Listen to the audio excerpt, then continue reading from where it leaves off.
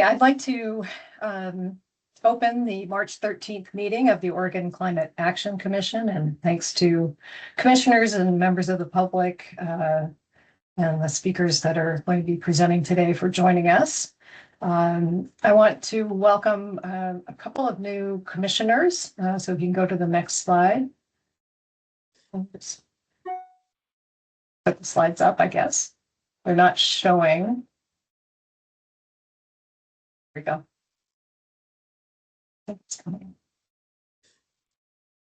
So I'd like to welcome a couple of new members of the commission. Becky Steckler is our new at-large voting member, and Becky has extensive background in planning, land use planning, and transportation. And she's jumped right in. And I saw some notes you put in on the Miro board already, Becky, so thank you. And with that, I'll open it up for you to say a few words about your background and interest in the commission.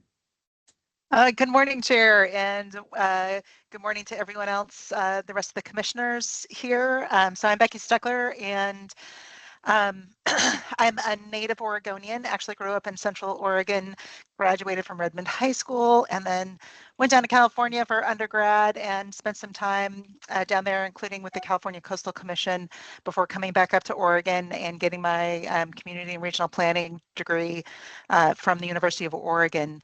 And then I've been in the Portland metro area for roughly the last over 20 years.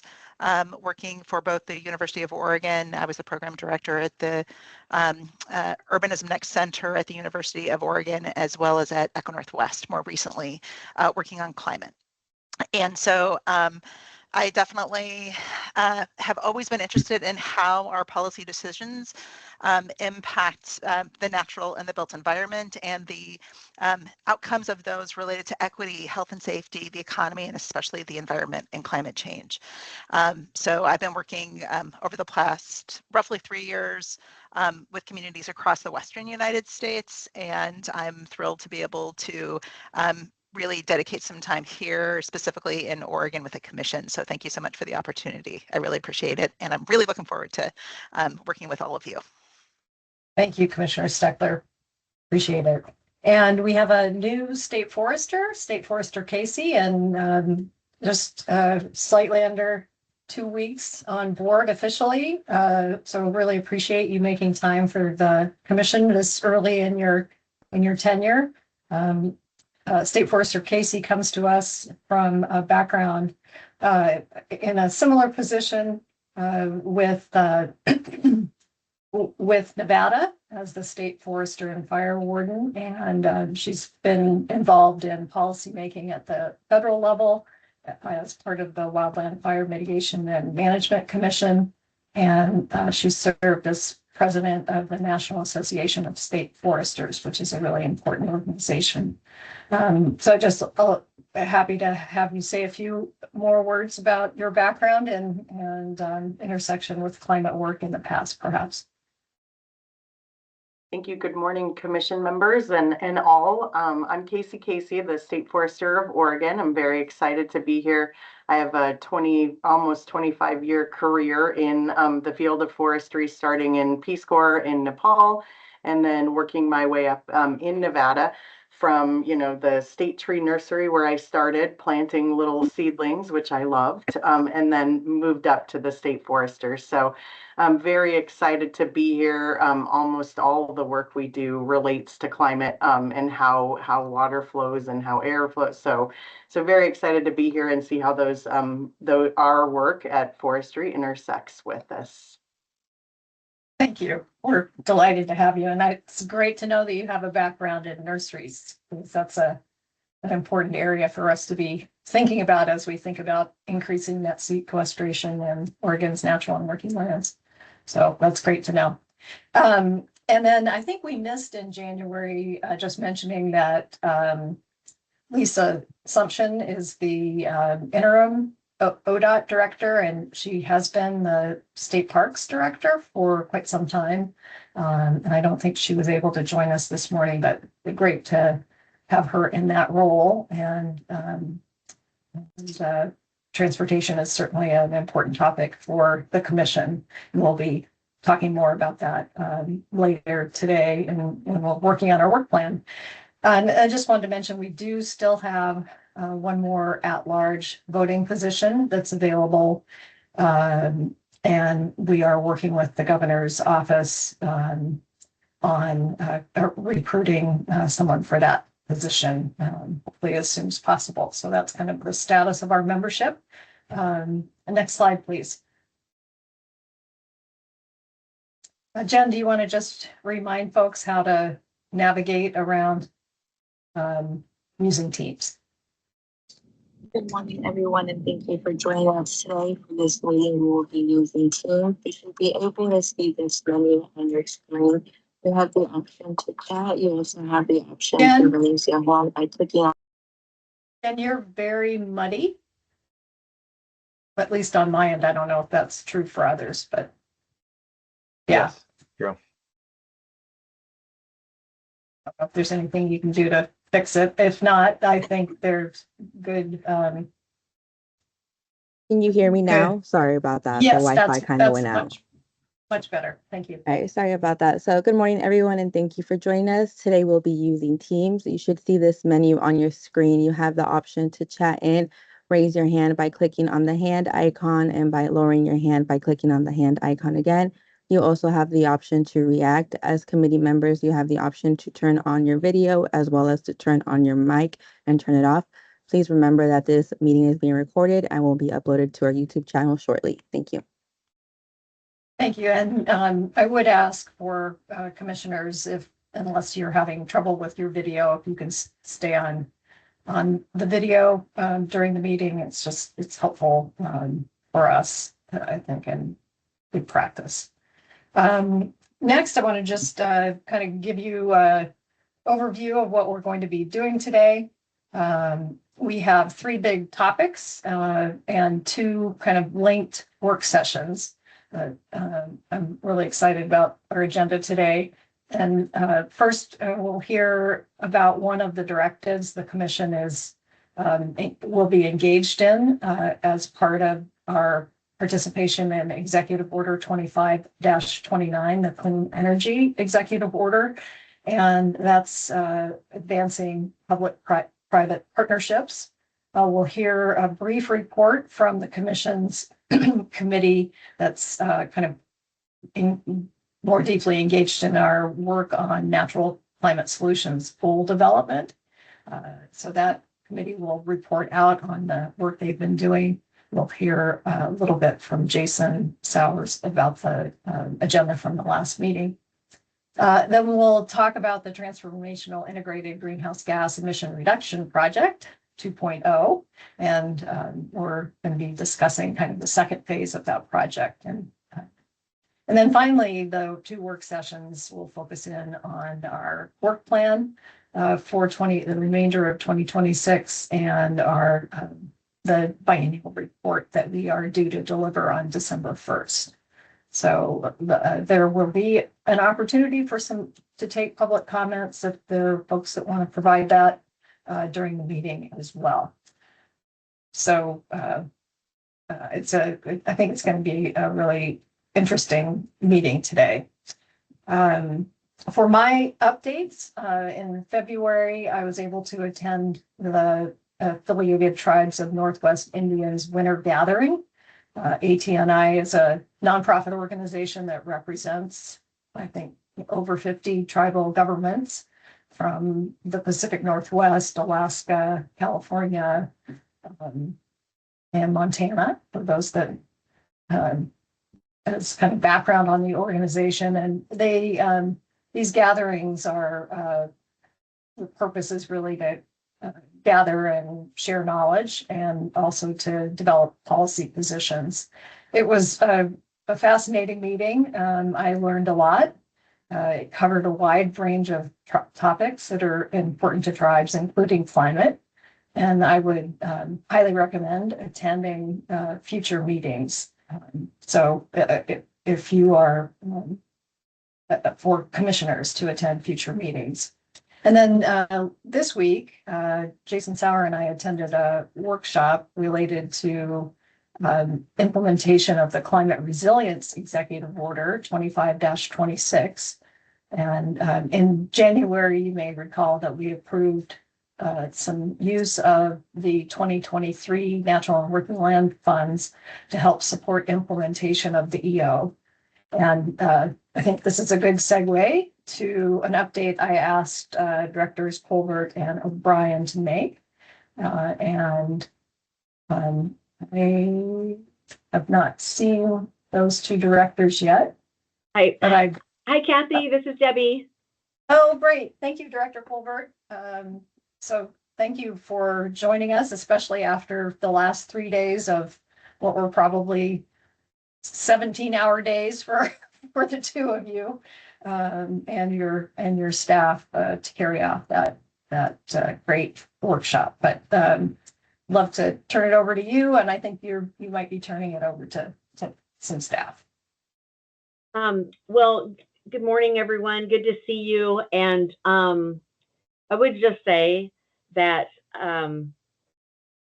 just want to thank the commission for helping to fund this 3-day charrette process. As Kathy mentioned, the governor issued her executive order on climate resilience. And one of the kind of first tasks up, as you know, was to really have, the agencies identify, a set of attributes for lands and waters that, when we see those attributes on the landscape, we go, yeah, that's resilient. That's what resiliency looks like on the landscape. And, with the funding that you approved, we were able to bring on Oregon Consensus to help lead that effort. And I will just tell you, I did not think that it was going to go as well as it did. I've just, you just think about the complexity of what we were taking on over these 3 days. And Sarah and Alexa were on the team that they're here. They can fill you in a little bit more. But, just over the course of the 3 days, just bringing in first the experts to really kind of wrestle with, like, what are those attributes? What do they look like on the landscape? And then the second day, we brought in tribal staff from our sovereign nations to kind of get their reaction to, like, what we had produced on that first day, and, like, where did we miss, were we directionally correct. That was so valuable. I mean, it really added depth to the work that we'd done the first day, and then we spent that afternoon kind of tweaking kind of what we had produced in response to some of that conversation. And then the third day, we brought in the agency staff and really started kind of thinking about, like, hey, if these are the attributes that we are envisioning, and these are some of the indicators of those attributes, how do you implement that?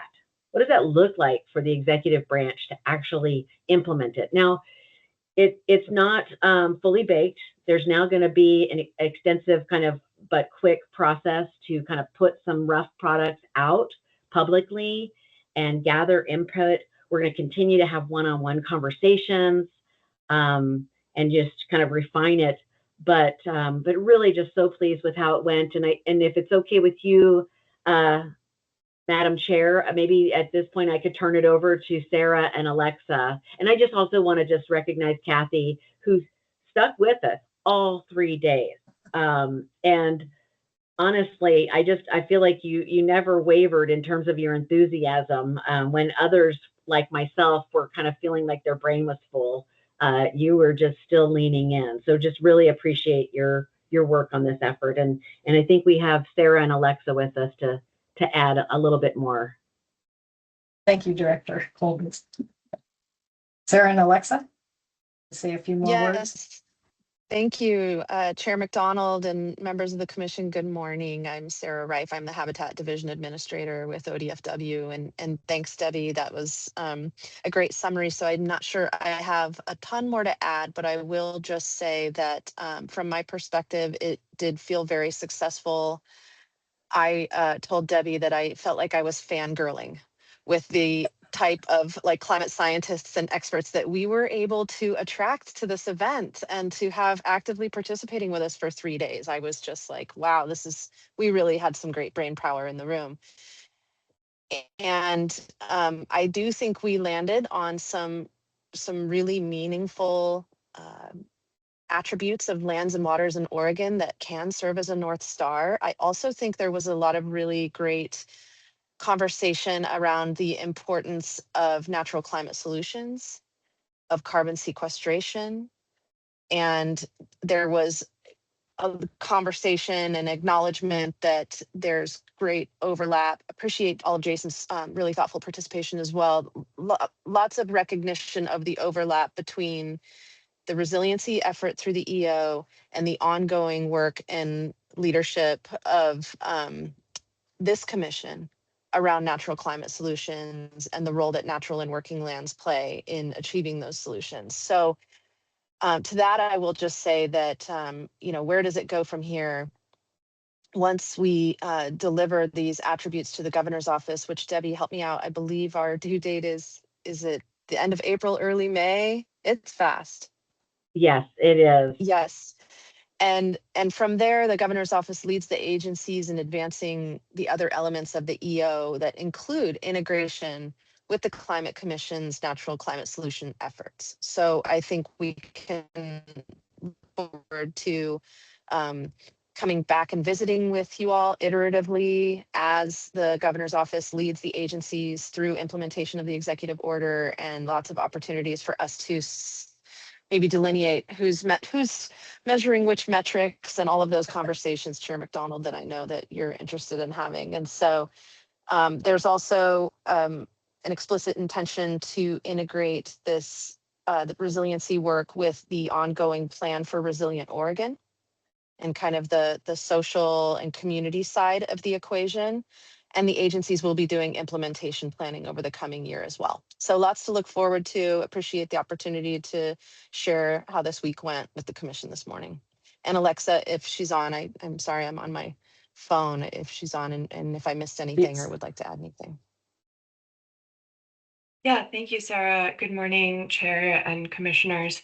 I'm Alexa Schmidt, and I'm the Water and Climate Coordinator with OWEB, and was also very fortunate to be able to join this week. It was super productive, and as Sarah and Debbie mentioned, just really interesting. We had so many amazing folks in the room and joining virtually.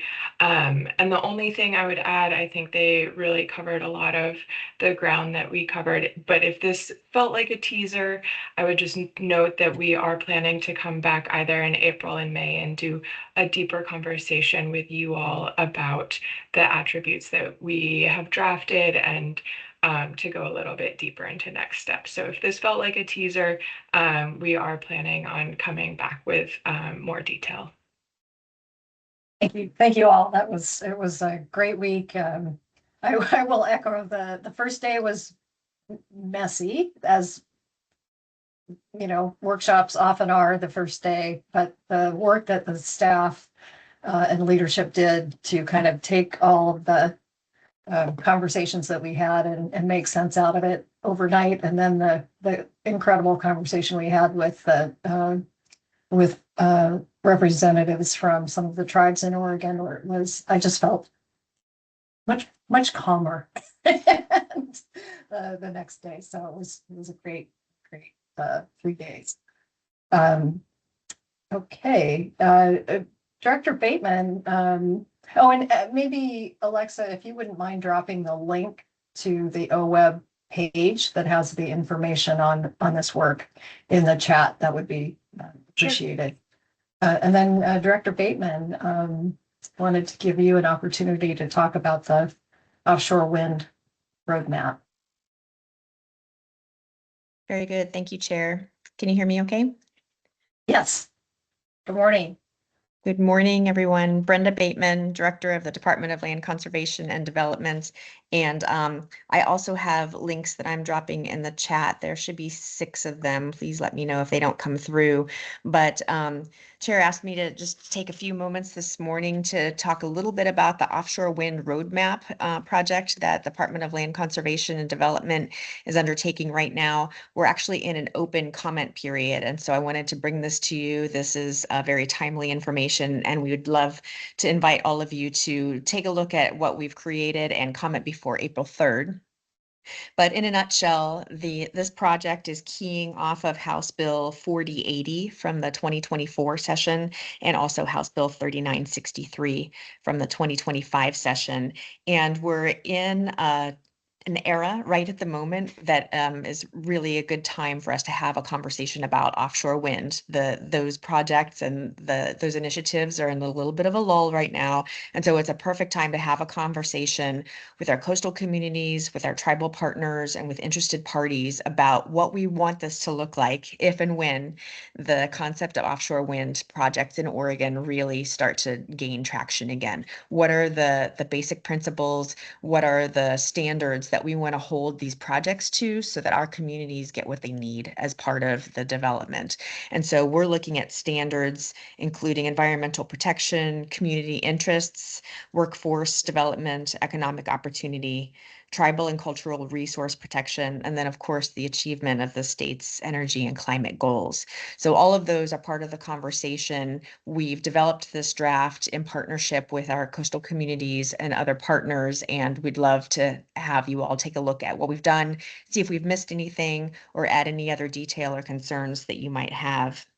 There are 4 alternative futures or scenarios that are envisioned in this draft so that you can get an idea of the level of participation or involvement that the state might have. Everything from actually hosting offshore wind facilities to being a part of the overall ecosystem where those facilities are hosted by other states. So there's a nice continuum there, 4 scenarios to look at and have you react to and talk about each of those standards that I mentioned earlier.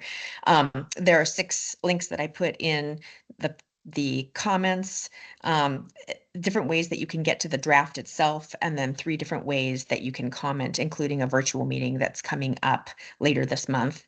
And there's a registration link there for you. So I'm happy to take any questions or refer you on to our staff if you have something more detailed you'd like to discuss. Thank you, Director Bateman. I've been impressed with the amount of engagement and in particular, the amount of engagement of coastal communities and the work you've been doing. So it's great. Thank you. Any other just short updates before we jump into the agenda? Director Benner. Thank you. Just a real quick thing that just came across my inbox, and I know there's a lot of interest from this group in transmission. So the U.S. Department of Energy just announced yesterday a $1.9 billion grant, FOA, to support it was formerly known as the Grid Resilience and Innovation Partnerships Program, GRIP. But to provide clarity with the program's updated emphasis, they've renamed it SPARK, Speed to Power Through Accelerated Reconductoring and Other Key Advanced Transmission Technology Upgrades. So hopefully that's a lot clearer for everybody. But they're providing funding, and this is big dollars, like minimum of $1 million or minimum of $250,000, depending on the type of project, but for grid resilience, for smart grid, and for innovative grid projects. So I'm going to put the link in the website, but I thought there might be some interest from this group. That's great. Thank you so much. Gabriella. Good morning, folks. I'm Gabriella Goldfarb. I'm the Environmental Public Health Section Manager in the Public Health Division at the Oregon Health Authority. And Director Hoppe couldn't be here today. I just wanted to briefly flag a few key initiatives that we're engaged in, and as a teaser, in case this at some point when it fits in the agenda, you'd like to kind of hear more in depth about these things.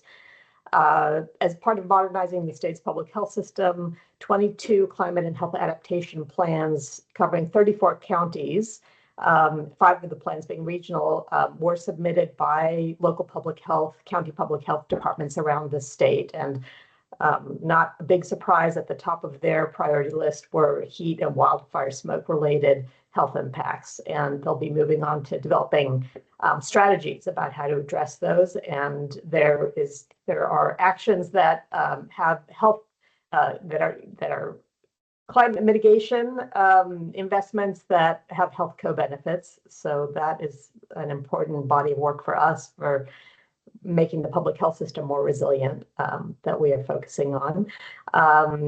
Director Forrester Casey, wonderful to see you and meet you. I am collaborating very closely with folks on your team at the Department of Forestry and Department of Environmental Quality on a review of the ODF smoke management program with an eye to how to advance the pace and scale of prescribed fire while protecting public health. And we're also engaging in similar work at the Northwest scale with the Regional Forestry, U.S. Forest Service, and EPA Region 10. And finally, our Healthy Homes grant work, investing in local entities, helping to retain housing to keep people in their homes safe and healthy. But many of those projects are addressing weatherization and electrification via heat pump installation. The legislature has provided $33 million in state funding since 2021 to OHA, and we awarded 34 multi-year competitive grants that go through 2027, and $3 million in tribal set-aside funds. And on top of that, the state's climate pollution reduction grant award included an additional $2.2 million for that Healthy Homes grant program, which is exclusively for weatherization and electrification through the Climate Equity and Resilience Through Action grants. So just wanted to highlight those as a few of the top things that we are working on in the health and climate sector. Thank you, Gabriella. Appreciate that. All of that sounds super interesting, and hopefully we'll have more chance to dig into some of those topics. Okay, any other updates? And let's go ahead and dive into our first topic. Agenda item. This is in terms of the executive order 25-29. There is a section that specifically speaks to building public-private partnerships, and several agencies are named and kind of working on this and reporting quarterly to the governor's office. And I know public-private kind of leveraging public and private activities has been a topic of discussion amongst the commission. So I think this topic will be of great interest to the commission, and I know we'll be excited to learn how we might be able to support the agency's work here. So with that, I'll turn things over to Mary. Welcome, Mary. Hi, thank you so much, Chair McDonald.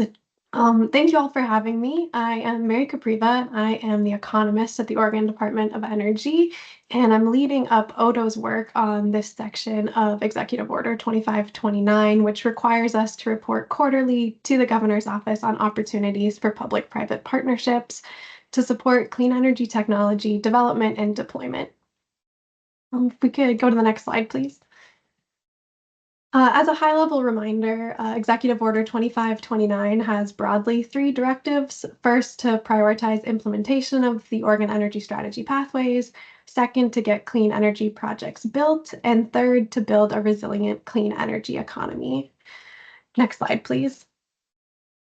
The OCAC has several touch points across the sections of the executive order. Next slide, please. Today, I'm just going to be focusing on this section titled Develop Public-Private Partnerships, which requires reporting on a quarterly basis from 5 agencies: Business Oregon, Oregon Department of Environmental Quality, Oregon Department of Geology and Mineral Industries, Oregon Public Utility Commission, and ODO in coordination with OCAC. Next slide, please. This shows the exact language from this section of the executive order. The EO asks the reporting agencies to explore and prioritize opportunities for public-private partnerships to support development and deployment of clean energy technologies that align with Oregon's carbon-free energy and economic development priorities. For our initial report due at the end of the month, we are outlining our plan for undertaking this activity. This includes some introductory level setting, a plan for scoping the report, and a summary of our expected process. As the agency develops these reports, though, we also intend to continue to refine what details we include in our reporting and the scope of opportunities that are most beneficial to consider. Next slide, please. So kind of to begin, we wanted to ground this reporting in how we're defining some of the key terms in the executive order. So for the purposes of this reporting, we're defining public-private partnerships as any formal agreement between public and private entities that is mutually beneficial and exceeds what either party could accomplish alone. A good example of the type of thing that we kind of have in mind here would be the public-private partnership that the Massachusetts Department of Transportation is currently engaged in with a renewable energy developer who generates solar energy on highway rights-of-way. They have a 20-year contract under which the developer leases the land from the Massachusetts Department of Transportation, and Massachusetts Department of Transportation purchases the electricity generated from the solar facilities at a negotiated rate that's below current utility rates. That's just one example, and we consciously kept this definition broad so that we can cover several different types of public-private partnerships that we may want to be thinking about beyond just the ideas that we have in mind today. For the purposes of this report, we also include a definition of clean energy technologies, which we have defined as any energy technology that produces zero or very few greenhouse gas emissions, including energy efficiency technologies. Next slide, please. In determining what public-private partnership opportunities to highlight in these reports, we plan to prioritize opportunities that advance the pathways defined in the Oregon Energy Strategy, the action areas defined in the Oregon Economic Development Strategy, and the goals outlined in the Governor's Prosperity Roadmap. This is in line with the EO directive that opportunities align with Oregon's carbon-free energy and economic development priorities. In addition to these foundational documents, though, we also plan to take into consideration the timeliness of opportunities, the likelihood that they will benefit environmental justice communities, and the extent to which they align with other statewide clean energy studies, such as, for example, the Clean Tech Task Force report. Next slide, please. ODO plans to focus our reporting on analysis from a clean energy perspective in line with our agency's area of expertise. In practice, we expect that this research and analysis would cover topics such as where there are current gaps for advancing clean energy that could be reasonably be addressed through public-private partnership opportunities, how the opportunities may advance energy strategy pathways, and benefits and risks that may come with the opportunities. In addition to providing these types of details on new opportunities for public-private partnerships, we also plan to include in our reports updates on work that ODO is engaged in that's related to public-private partnerships. Next slide, please. Each quarter, we plan to begin the process of developing that quarter's report by identifying public-private partnership opportunities to highlight. In identifying which public-private partnerships to highlight each quarter, ODO will take into consideration ideas from our external partners through our regular engagement processes, and we'll look to the Energy Advisory Work Group as a venue for surfacing ideas. Throughout the quarter, the agency will research the identified public-private partnership opportunities in line with the focus on the clean energy perspective that I described in the previous slide, and using a variety of research methods, including literature reviews, case studies, key partner outreach, and data analysis. ODO proposes that we include the OCAC in this reporting by updating the Commission annually to both reflect on the previous year's quarterly reports and elicit feedback and consideration for the next year's reporting. And throughout this process, we plan to include approaches from the Oregon Energy Strategy, Equity and Justice Framework as applicable. We will submit this reporting to the governor's office on the last working day of each quarter and will be available to the governor's office for further discussion of promising public-private partnership opportunities. Next slide, please. Thank you again for having me today, and I'm happy to answer any questions you may have.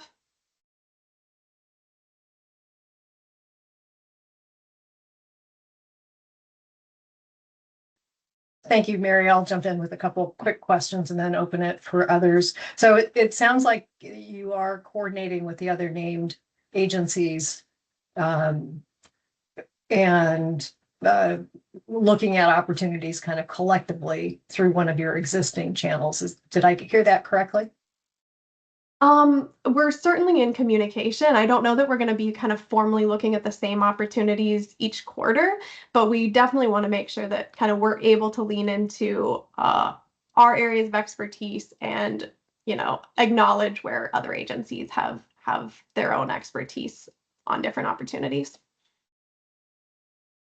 Then it sounds like you'll be using, at least for your work, some of your existing avenues for engaging the public and getting input from others on possible partnerships that might be of interest that should be considered. And do you know if the other agencies are kind of doing the same? I am not familiar with how the other agencies are planning to engage external partners at this point. I think it'd be interesting, maybe in one of our future updates on this work, to hear from some of the other agencies and how they are approaching it, or maybe hear a kind of a general, a broader view of this public-private partnership work. So maybe we can do that, but it's great to hear how the Department of Energy is approaching this work. And so with that, I'll open it to other commissioners. Commissioner McNichol. Yeah, good morning. I think a key piece of this is the private piece. You know, we have a lot of the public with us today, and I'm curious.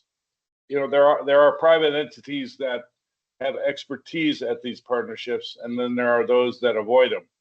And curious what the thinking is about how to engage those potential partners and identify them.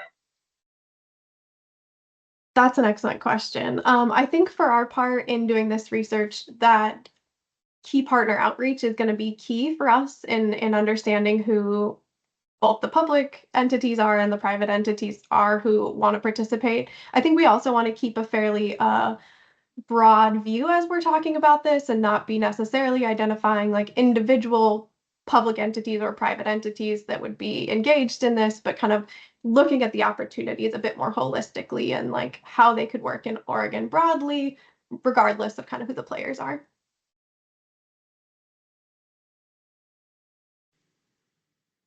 Thank you. Any other questions or comments about this topic? Yeah, Catherine, I did. Great, thank you. It is hard in this format. Yeah, to see. There's a lot of little heads out there. Yeah.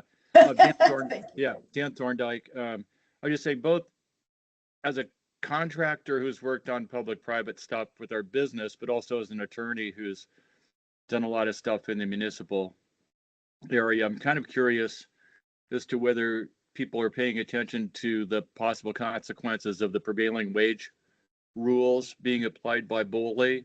I'm particularly concerned on the small, that'd be more, the stuff like using the state right away and all that, that's going to pretty obviously be prevailing wage. But as you start getting out into more private stuff, I've just seen so many projects get killed because once those BOLI wage rates apply, the private people usually go scurrying because it doesn't pencil out. And there's kind of lots of traps. There's a few ways you can get through it, but I'm just wondering, is there consideration being given to the possible consequences of the prevailing wage rules coming in on the private side?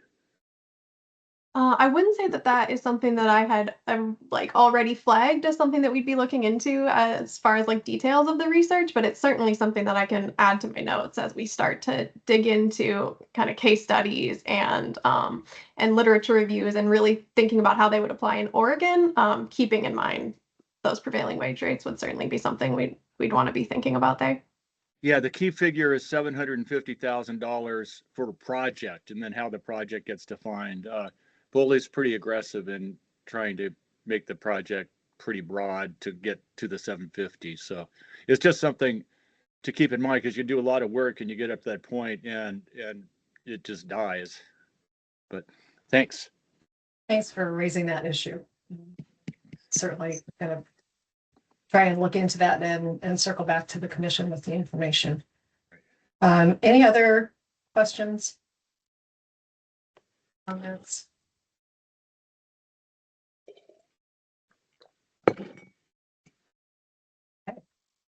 Let's go ahead and move to our next agenda item. As we've discussed at previous commission meetings, we were charged in House Bill 3409 with updating our carbon sequestration goals for Oregon's natural and working lands. We made a recommendation in 2021 on what those goals should be, and we have a lot more information now than we did then, so we're taking another look at that. We were charged with coming up with goals, and in particular looking at activity-based metrics as a way to evaluate our progress against those goals. So that's the charge that we have.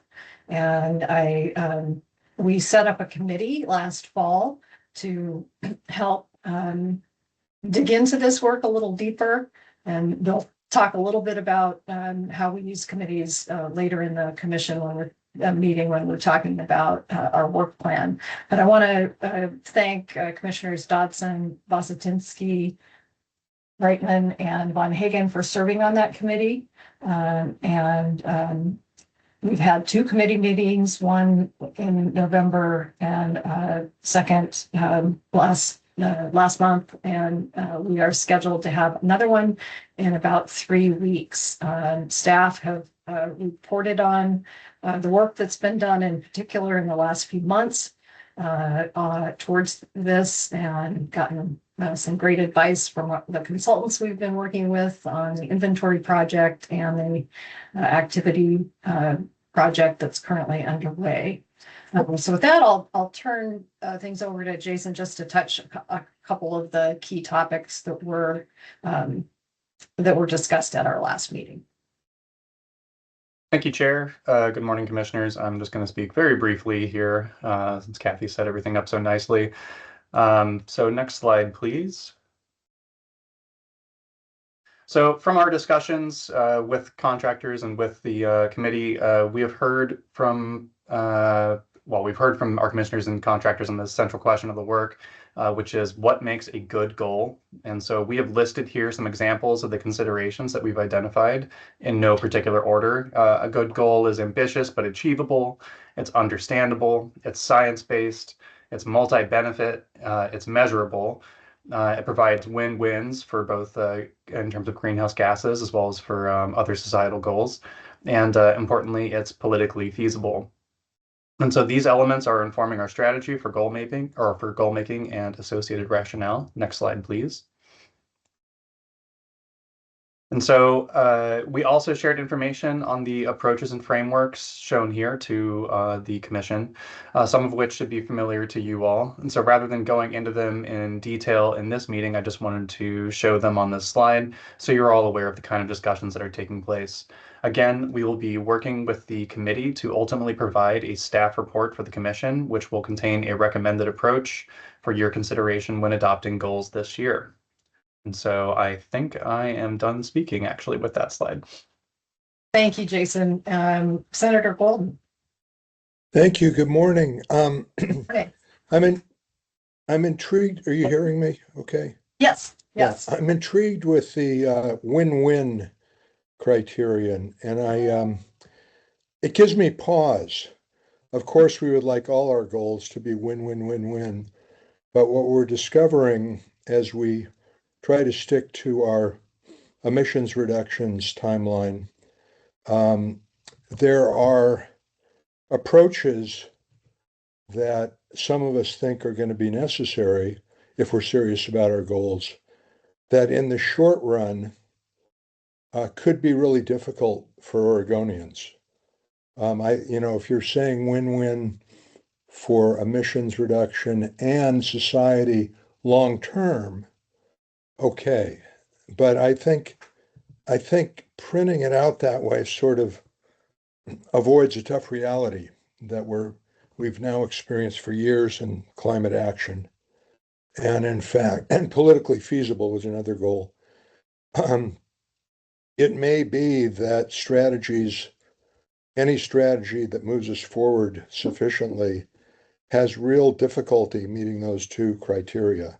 I mean, politically feasible is what we collectively decide is politically feasible.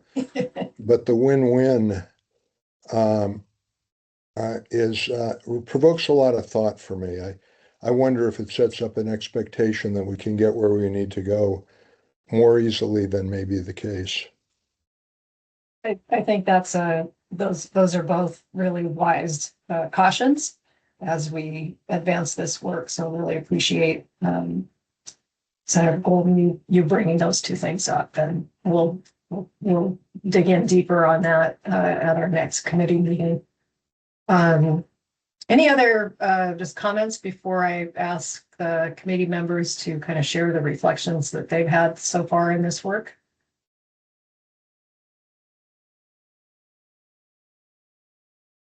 Okay, then if Jen, if you can take the slides down when we kind of go more into discussion mode, just that makes it easier to kind of see each other. I don't believe we have all the committee members with us today, but I saw Commissioner Dodson. So perhaps I'll kick it over to you to start in terms of any reflections you've had. And sure, thank you very much, Chair. And I had a few thoughts. I'll just share with the commission members and the public and whoever else is listening. I think one of the touchstones early on was sort of the international and national goals on emissions reductions, and what we're frankly seeing is just sort of a wholesale abandonment at the federal level of many of these goals. And so I think that poses a little bit of challenge in talking about these issues, because I think the Oregon has a clear goal that was adopted on a bipartisan basis in statute in the early 2000s, and that's a terrific touchstone. But you can't point to Paris, as we've now withdrawn, or at least I think there's a 1-year delay, so we're probably within days of, if we haven't already withdrawn. There was a decision to withdraw from even the UN Framework Convention on Climate Change, which is universally subscribed international venue for addressing these issues, and sets a goal of stabilizing greenhouse gas emissions at a level that minimizes harm. And we've announced that we're withdrawing from that as well at the national level. So I think an important part of this is saying, is sort of just recognizing that this churn is happening at the federal level, but it would really be very imprudent to say, therefore, there will never be climate goals at the national or global level. I think all of us can look at this and say, this is a science-driven issue that's having real effects throughout the world. And we are seeing a churn at the federal level, but that doesn't mean the long-term abandonment of all efforts. It sort of goes to Senator Golden's comment about political feasibility, and we are in this challenge. But so I think we have very nice goals set at the state level, and that can be, and I think that we can rely on those, and we can talk about the science-based goals, whether or not we're part of international agreements. I think I also looked at it and I thought that that the concept of net zero is not a very good framework for thinking about this issue. I think Odo staff and the consultants went through and talked about the difficulty of trying to apply that in this case. And I also just feel like it's not a very good match for the challenge that we're facing for a variety of reasons. So those are a few of the comments I had. So that takes us into sort of a goal setting approach that might come across as a little bit wonky. It's not going, it's going to be more based upon the type of resource we're looking at around the state. Still driven by a science-based approach, still driven by goals that the state has set. And, I think that will serve us well in the long term. We'll stand up over time. Commissioner Dotson. Commissioner Ackerman. Yeah, thank you. Thank you, Chair McDonald. Thank you, Gregory Dotson, for bringing some of those pieces up. And I just wanted to say too, from Oregon Treasury's perspective, it's important, of course, to underline that the market internationally is still going towards, there's lots of opportunity to invest in renewables, and our evidence from our work shows that you can make money from investing in climate positive transition strategies. And so regardless of whether the US has retreated from some of those goals, there's still strong opportunities and market signals that the world is heading in this direction. So I just think that might be a good thing to make sure we're continuing to underline. And I'm happy to continue to offer you sort of evidence from that from our agency as well. Thanks. Representative Gamba. Yeah, thank you. Just a couple of thoughts as I listened to everyone. I very much agree with Senator Golden and want to push back a little bit on what Gregory said. Yes, Oregon does have goals. I would say they're a number of years out of date. They were never indexed to the ICP. I always do this. I always drop a letter in there somewhere. Thank you. And we've made a couple of runs at trying to update that with the legislature and haven't done it. But I would say that because we're not going to be seeing action at the federal level, it's more incumbent on the states to maximize what we can do.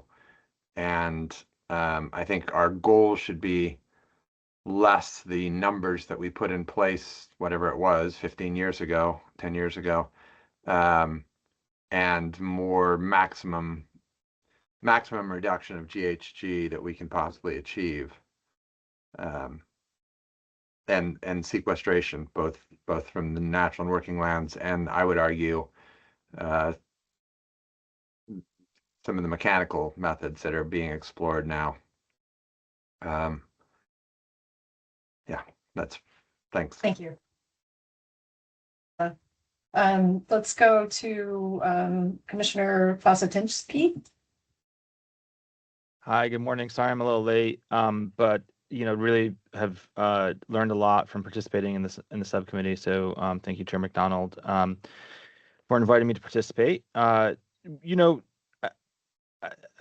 listening to my fellow commissioners. I think that one thing that I do think is important for us to consider is that when it comes to attitudes Oregonians have towards our state, a lot of people, and I think whether absent partisan divide, look to the natural landscape as really being the key defining feature for our state and for our identity as residents of the state, and that's and all of us kind of have it in the back of our mind, like the Oregon adventures that we've taken or that we've yet to take, right? And you know, whether it's going out to the Alvord Desert or you know, traveling to the Hell's Canyon or out to the coast to see the dunes or to see the incredible landscapes that are available to us, or really, you know, a fishing trip or a hunting trip or you know, any kind of any number or just like the knowledge that those things are out there. And you know, I think that this conversation about carbon sequestration on natural lands, of course, is challenged as Commissioner Dotson was pointing out by the current federal situation, sort of the log baby log, you know, attitude that BLM is bringing to the state right now on O&M lands, and there's O&M lands, you know, throughout Western Oregon, including in Multnomah County. You know, is presenting a real challenge because they're looking at sort of the best carbon sequestration resource we have, which is our, you know, west slope of the Cascades forests, and looking at the highest performers when it comes to carbon sequestration, which are old growth trees.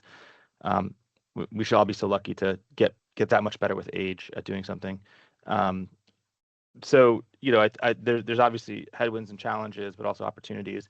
And I do think, you know, Representative Golden has way more experience with this than I do, but I believe, you know, I really strongly agree with the thing that, like, we don't know what's politically feasible until the moment that it becomes possible, that the possible becomes reality. And the other is to say that I do think there's a lot of opportunities for win-wins. You know, people are looking to nature-based solutions to cope with a changing climate, whether that's, you know, protecting kelp forests to, you know, tamp down on coastal erosion because of wave action and sea level rise, or fire mitigation, or you know, looking to boost yields on, you know, farmland or rangeland. So there's so many cool opportunities, I think, for us to collaborate. And so I think that one of the pieces that's kind of my eyes have been open to is the possibility that we can kind of use this framework to not only store carbon dioxide and reach for our goals, but it's also an opportunity for us to, you know, build bridges and you know, think about what we all share as shared values, as opposed to like what divides us in terms of you know, ideological type things. Maybe that's a little Pollyannish, and probably like those of you who have spent more time in the state legislature would, you know, laugh at me or whatever. But like, you know. Thank you, Commissioner.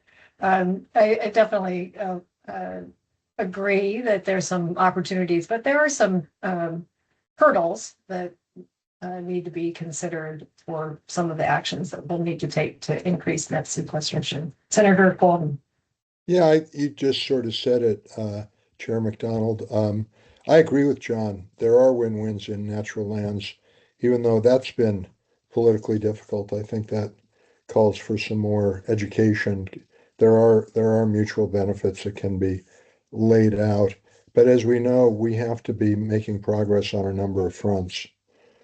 And when it comes to emissions reduction in our more general economy, where the win-win gets problematic is that some of this, in the view of a lot of people, if we're going to proceed at an adequate pace, is going to be disruptive.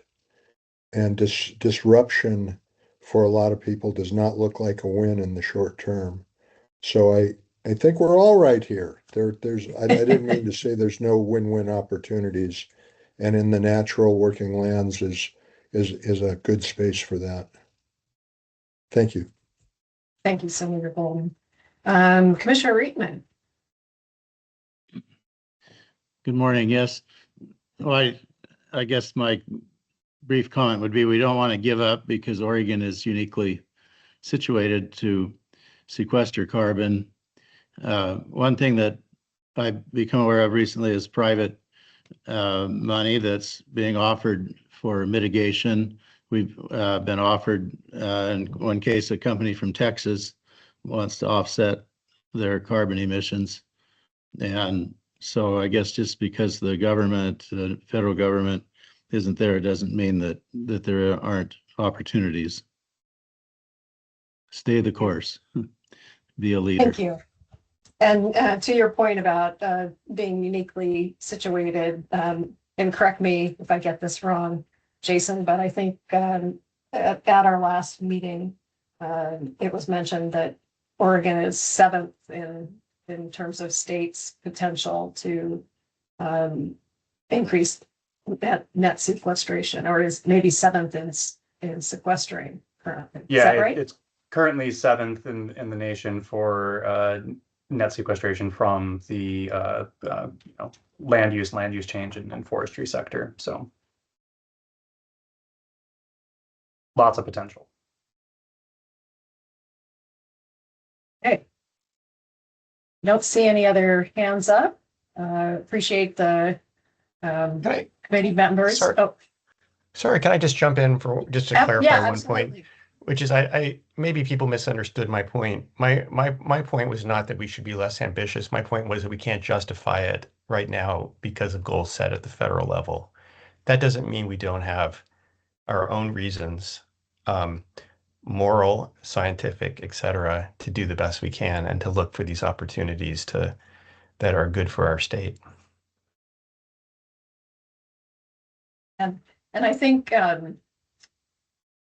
while things are changing at the national level, there are some good past analyses that have been done to inform what goals could be. And I think that's what staff are really have been focusing in on, or what are some of the frameworks that have been developed in the past, either at the national level or in other states, to help think through what might be a good goal. And so it's really looking to those past frameworks to inform, at least inform what we might set. Okay, we are a little bit behind schedule, but I think we're going to catch up. So I'm not worried about that, but I think we should probably move to our next agenda item. And we will be hearing from Jamshed and Tori about phase 2 of the Transformational Integrated Greenhouse Gas Emission Reduction Project, or the TIGR project. As you recall, we talked about phase 1 of the project last fall, and it generated quite a bit of interest and discussion from commissioners. And for me, this work that the department is able to do for us to forecast emissions based on policies and programs we have, assess gaps and identify measures is really critical to the commission's work. And before House Bill 3409 was passed, we really only had, I think, 1 or 2 projections that had been made and so now we have kind of ongoing capacity to periodically update the projection, and I couldn't be happier about this important work to support us. So with that, I'll turn things over to Jamshed and Tori, who will give you a view of where we are today and some of the things that are being considered, and then we can open the floor for discussion. Thank you, Chair, and thank you, Commissioners, for the opportunity to speak with you today and to provide an update on the TIGR project. I'm joined today by my colleague, Tori Leahy, and she'll introduce herself in a moment. We last discussed the TIGR project with you back in October to present the draft results of the most recent greenhouse gas emissions reduction forecast completed last year. We're here today to talk about the next phase of the work, but before we get into that, we'll take a few moments to reorient you all to the project and the recent analysis. So let's go to the next slide, please. So to give you a brief overview, the Commission is charged by law with tracking and evaluating existing greenhouse gas emissions reductions policies and measures, as well as the state's progress toward meeting its greenhouse gas emissions reduction goals. It's also responsible for tracking emissions by sector. In 2023, House Bill 3409 added the requirement to prepare a detailed forecast of expected greenhouse gas emissions reductions. It is the statutory direction on which the TIGR project is based. The project looks at sector-based greenhouse gas emissions. It is focused on answering the question of whether the state has the program and policy infrastructure in place to meet its greenhouse gas emissions reduction goals. The goals we are focused on are based on Executive Order 20-04. They are the reduction of greenhouse gas emissions by 45% by 2035 and 80% by 2050 as compared to 1990 levels. The other aspect of the project is to identify and assess additional opportunities to reduce greenhouse gas emissions. In other words, identifying potential new programs or changes to existing programs that will further reduce emissions. With that background, I'm going to turn it over to Tori, who will discuss the recent results of the analysis. Thank you, Jamshed, and thank you, Chair and Commissioners, for the opportunity to present today. I'm Tori Leahy, a Climate Action Research Analyst at ODO. And so please go to the next slide. So before we discuss the draft measures and the next phase of the project, I just want to provide the brief results from the 2 TIGR forecast analysis. So the first iteration of TIGR was completed in 2023, and it found that Oregon's 15 existing policies and programs already adopted, along with the federal CAFE standards, would enable the state to meet its 2035 emissions reductions goal if all of those programs and policies are fully implemented and funded as planned. So this visual just illustrates those results with the cumulative GHG emissions reductions in that light blue wedge and the star indicating that the goal has been met. Next slide, please. So you'll see in this updated results with the most recent analysis in 2025, you can see those the emissions at 2019, which was the baseline for TIGR 1.0 at 66.2. So it's worth noting that the emissions, we've already seen reductions since that first analysis, with the current baseline of 2023 at 61.5 million metric tons. So it's almost over 5 million metric tons CO2e that we've seen reduce, which is great to see that progress. And so we presented these draft results of the most recent analysis in the fall, as Chair McDonald mentioned. And so the gaps here have changed a bit as we've finalized the analysis, but the message is the same. We currently do not have the program or policy infrastructure in place to enable the state to meet its 2035 or 2050 goals. And we currently have the infrastructure in place to meet those goals by 2037. So it's worth noting we're close, but we still have that gap of 2.8 million metric tons CO2e for 2035 and 10.6 million metric tons CO2e for 2050. And the primary driver of these current gaps is the anticipated load growth demand of data centers that we forecasted in our business as usual scenario, illustrated by that red line. And the changes in federal policies, which are currently impacting our programs and policies, as we've discussed. So this visual represents the business as planned as well, which is that light green line, which shows the potential emissions reductions from existing programs and policies again, if they are implemented as fully planned and fully funded. So additionally, on a positive side, it is showing that the existing measures, existing programs and policies in place are having a discernible impact. And it's also worth noting that we were able to include over 40 programs and policies in the state currently, and compared to the initial 15 programs and policies that were modeled in the first analysis. So again, that also shows the continued investment and commitment to climate action in the state. And so without these existing programs and policies, with the projected population and energy demand growth, as shown in that business as usual line, the GHG emissions would be much worse, of course, without that climate action intervention, with those estimated emissions being 83.3 million metric tons CO2e.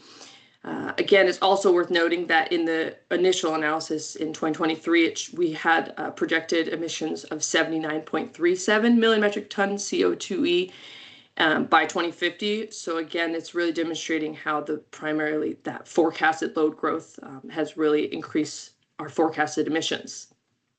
Next slide, please. So in breaking out the results just a little bit further, this slide provides a visual of the emissions by sector in both the BAU and the BAP scenarios. And so again, on the left, that's our business as usual case. So emissions without any climate action intervention. And the right is our business as planned scenario, incorporating those existing programs and policies. And as you can see, the emissions growth is significant under the BAU case, with the especially large increase in the electricity sector. And then we are also seeing significant emissions reductions in the BAP, primarily due to our HB 2021 and Climate Protection Program and Clean Fuels programs. Again, the visual on the right is showing. Tori, do you want to just say what HB 2021 covers? For Yes. those that might not. Thank you. Yes, so HB 2021 is our clean energy law, and it has the specific clean energy target laws by 2035. And so that, again, is covering all clean energy targets in investor-owned utility territory. So for the analysis that we just completed, we took into account the range of new programs that were not in place during 2023, including many related to commercial and residential electrification and efficiency. And despite all these programs, you can see that there are significant remaining emissions in the electricity sector, as well as in the food and agriculture sector. So overall, the measures currently placed significantly bring down emissions, but to address these emissions we have remaining, we are now going to be completing the gap analysis and scenarios. So I will hand it back to Jamshed to discuss phase 2 process and the next steps. Thanks, Tori. We can go to the next slide, please. So with that information, we move to the second phase of the project, and we have two primary goals associated with this work. The first is to identify some alternative scenarios that could impact greenhouse gas emissions reductions that we forecasted in phase 1. So we know, as you all do, that the energy landscape is in flux. Recent years have seen a change in the federal administration that has taken a markedly different approach to climate issues than the prior one.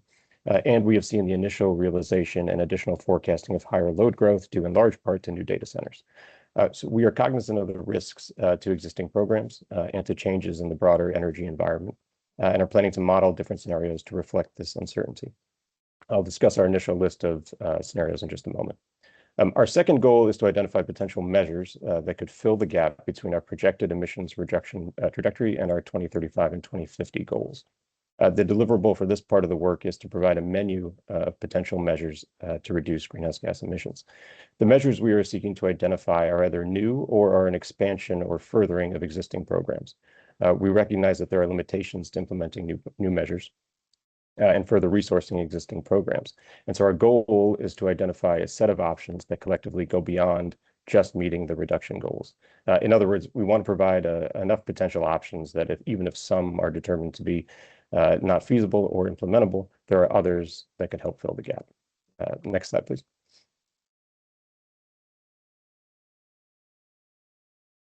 So in carrying out phase 2, we have a few key considerations that are guiding the work. First, we want to make this a transparent and inclusive process. We have solicited input from agency partners, and after this meeting, we'll be posting a draft list of gap measures and scenarios for public comment.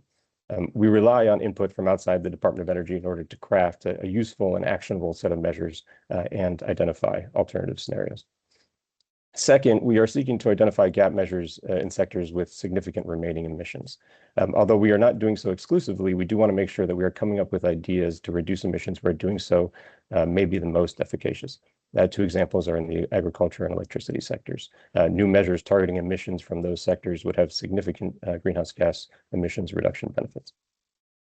Third, as mentioned previously, we recognize that when discussing potential new measures or changes to existing programs, that there are many steps to work through, and that not all potential new measures or changes will be implemented. Accordingly, we are attempting to come up with a menu of options that cumulatively go beyond the actual emissions gap that we have. Finally, our foundational modeling will be based on the precept of modeling for success, meaning that we are, as a default, assuming that the programs and policies that are in place will continue as envisioned and be resourced accordingly. The alternative scenarios are intended to demonstrate what will happen if that is not the case. Next slide, please. So one of the key pieces of feedback that we received during the first phase of this work, both from the Commission and during the public comment process, was a recommendation to account for the risks that are associated with the programs and policies that are currently in effect. We know that changes at the federal level have had impacts on relevant programs. For example, the non-enforcement federal CAFE standards has had a measurable impact on projected greenhouse gas emissions reductions. Less directly quantifiable are the impacts of the rescission or early termination of tax credits and other incentives supporting clean energy deployment. We also know that while load growth as a result of new data centers is likely, there is uncertainty around the extent of that growth and the geographic placement of that infrastructure. Accordingly, we have sought to identify some of the risk scenarios and we'll be modeling them to show how the greenhouse gas emissions reduction forecast is affected if those risks are in fact realized. Again, our baseline assumption continues to be that we will model for success and that the programs and policies currently in place, especially the requirements of House Bill 2021 and the CPP, will continue to be in place and that the legal requirements will be met. But modeling these scenarios will demonstrate the impact if they are not and the additional work that Oregon will need to do to meet our goals. The initial draft list of scenarios that we've identified is shown here, and we are planning to model each of them individually. So we know the impact in greenhouse gas emissions reductions from each scenario and collectively. So we know we have a sense of the cumulative impact. We identified these scenarios on the basis that there are real potential risks that we can identify, and they are representative of changes that would have a meaningful impact on our greenhouse gas emissions reductions. In other words, these scenarios impact sectors that have sizable emissions and for which associated greenhouse gas emission reduction programs are especially impactful. This draft list, as you can see on the side, includes the delayed deployment of clean energy, lower rates of EV adoption, and less data center growth as compared to baseline modeling. For our first scenario, our baseline here is what we analyzed in phase one. Our business's plan modeling identified retail sales of electricity as 80% below emissions levels by 2030. We've pushed out that timeline to 2035. For electric vehicle adoption, our initial forecast, our initial analysis forecast 100% zero emissions vehicle sales by 2035. And we've modified that percentage for different vehicle classes based on new uptake projections. Third, our business's plan scenario looked at the Northwest Power Conservation Council's load growth estimates and adopted a medium-high level of growth. So we'll be evaluating the impact if that growth is lower than that estimate. And fourth, we'll be planning to model the impacts to emissions reductions that have directly resulted from federal changes since the beginning of 2025 and that are not otherwise covered by an existing state program. While these impacts will not change our overall emissions reduction trajectory, because state statutory and regulatory compliance requirements, particularly of HB 2021 and the CPP, remain in place, the state will need to put additional actions and programs in place to address the loss of emissions reductions as a result of those federal actions. We anticipate that these scenarios will demonstrate the importance of our existing programs. If some of the risks to these programs are realized, it would almost certainly mean that the state will have additional work to do to put new program infrastructure in place to address the loss of greenhouse gas emissions reductions, work that will likely take additional resources. I'll turn it back now to Tori to discuss the gap measures. Thank you, Jamshed. So in addition to the scenarios, part of the project is also to identify potential gap measures that we will try and quantify through the modeling that could be implemented to help us meet our state goals. To develop these measures, we worked across state agencies to solicit new ideas for programs and policies and changes to any existing programs and policies that would reduce greenhouse gas emissions. We also looked at the set of TIGR 1.0 actions that were developed in 2023 as potential measures to help meet the state's goals. And then we worked closely with our team at ODO that drafted the energy strategy to ensure alignment with its recommendations. We also met with subject matter experts in agriculture to discuss potential measures to address the remaining emissions through 2050. As we highlighted, there are many remaining emissions there. As we are aiming to have this be an inclusive process, we are now beginning the public comment period where we will welcome feedback and recommendations on how these measures can be comprehensive and consider the opportunities and risks within the state. Our draft lists will be posted online, as well as we'll be emailing it to all of you commissioners after the meeting. But with well over 50 gap measure ideas, it would be a bit too long to place them all on the slides. So we just wanted to highlight the number of measures that we've identified by sector. So as mentioned, we focus on sectors with significant remaining GHG emissions, though we do not limit to these sectors because we're aware of the risks that are occurring in other sectors such as transportation, and we therefore included measures across all sectors. So a few examples of measures that we are considering in the agriculture sector are measures around fertilizer practices, soil nitrate testing, methane emissions and enteric fermentation programs, as well as farm irrigation efficiencies.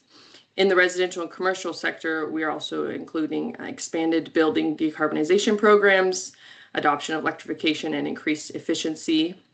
And in transportation, we're considering a vehicle electrification measure for off-road vehicles, which would also impact farm equipment use on agriculture in the agriculture sector, as well as forestry and construction vehicles, and expanded recommendations for the existing climate-friendly equitable communities program, known as CFEC.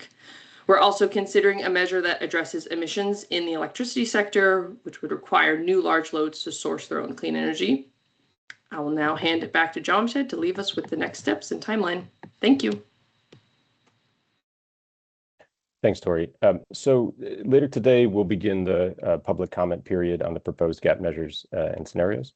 That public comment period will be open for 2 weeks, after which we'll incorporate the feedback that we receive and finalize the measures and scenarios for modeling.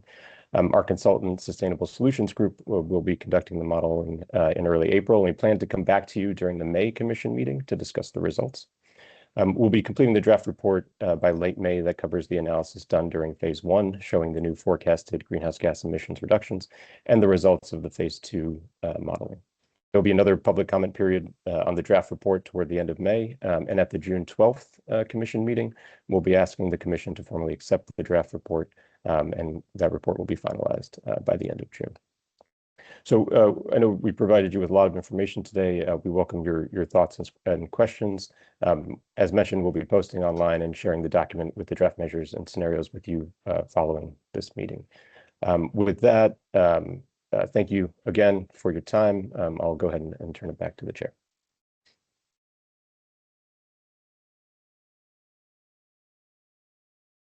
You're muted, Kathy. Chair, you're. Yeah.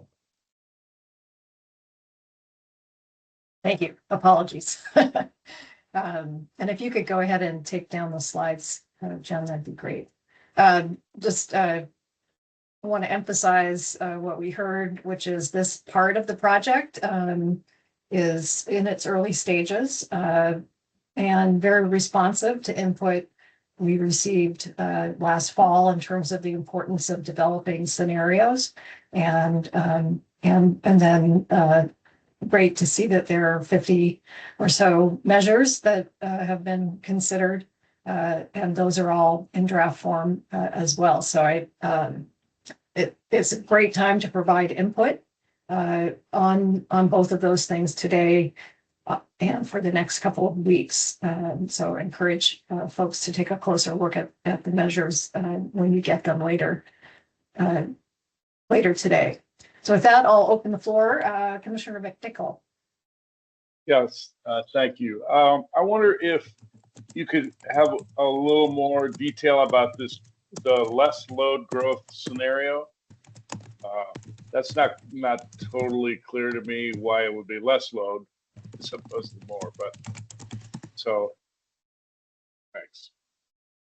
Yeah, of course. So in the baseline modeling that we did in phase 1, we took a relatively high projected forecast going out. So we took the Northwest Power Conservation Council's sort of medium high growth projections, which was already sort of on a relatively high scale. So from there, the idea with that scenario is to look at what happens if that sort of doesn't come to fruition as high as we originally modeled it, and if it happens to be less over time. It doesn't mean that there will be less, right? Or that there won't be additional data center and additional load growth in the state. It just means what it's looking at what will happen if it's not as high as we modeled it during the first phase of the. Just to add to that, the all of the modeling that we're doing in Tigger 2.0 is consistent with the modeling we did for the energy strategy. And so we're just borrowing those assumptions and using them here. When we were in the energy strategy, we initially had pegged our modeling to be at the medium forecast of the Power Council's data center load projection of growth. And the feedback we got from the public probably overwhelmingly was, let's err on the high side for that, because we need to be able to make sure that we can cover it all. So let's use the medium high. So that's what was in the energy strategy, and that's also what's in the forecast. So as John Shedd said, looking at the medium one, what if all of that doesn't show up? There's the data centers are looking at locations in all over the country, and probably 3 times as much as they're actually going to be. So maybe not all going to occur in Oregon that we think it is. So that's what that's looking at. And Well, I'll just of course, add there is the that- possibility it could be more. Yes, Right. true. Yes, medium high is pretty high Well, though. Absolutely. Well, and I'll just add that the request for us to model a scenario with a lower load actually came from agency feedback. So we are basing some of the scenarios and measures based on agency feedback. And so the fact that that was a request, we are modeling that. We also, again, as we've mentioned, the medium to high forecast is pretty high. And so, again, that's why we're seeing a lot of those emissions remaining in the electricity sector. And to clarify as well why those emissions are remaining despite HB 2021, in our modeling assumptions, we are assuming that 50% of that new data center load growth will be in IOU territory, which is covered by HB 2021. So presumably those loads will eventually be cleaned by those target years. But then 50% is in the COU, consumer-owned utility. And because it's in the COU, not only are they not under law of HB 2021, but we also assigned an unspecified market resource mix emission factor, which can be aggressive, but that is what is set in the state right now for assigning emissions to data centers. So that 50% of emissions in the COU territory is really driving up that BAU line right now. And so that's part of what we would also explore with seeing lower data center loads. Yeah, it's just the tax policy in the state is encouraging these data centers in a massive way that is very dangerous, in my opinion. So anyway, okay. More to Thank you, come on Commissioner this, I'm Baker. sure. Definitely. Commissioner Basatinsky. Thank you, Commissioner. I mean, I think that what I've heard about data center load growth projections is like nobody knows anything. It's all kind of, you see some projections like, oh, it's good, bananas growth, and then it's like this whole thing is going to collapse on itself. So more to come, I'm sure. So I think it makes sense to kind of forecast, a range of scenarios. But my actual question was just about, and you got at this a little bit, Alan, is just like how the policy recommendations from the energy strategy are coming into the modeled reductions in the Tigger analysis. Go ahead, John Shedd. Yeah, I mean, the certainly the products and the information is will be complementary, and we want to make sure that there's consistency, right, with all the recommendations and the assumptions that were in the energy strategy that will be sort of in the Tigger modeling. So we see this as as an extension or furthering of what's in there, and building off of all the great work that was done in the energy strategy. Yeah, so we did grab those actions out of the energy strategy and are pulling them forward. Just one more note about the scenarios. So the scenarios are kind of the pessimistic view of what might happen in these different areas, but that doesn't mean that we're going to fail to meet our targets in the modeling. The modeling for success principle is that we're still going to meet the targets.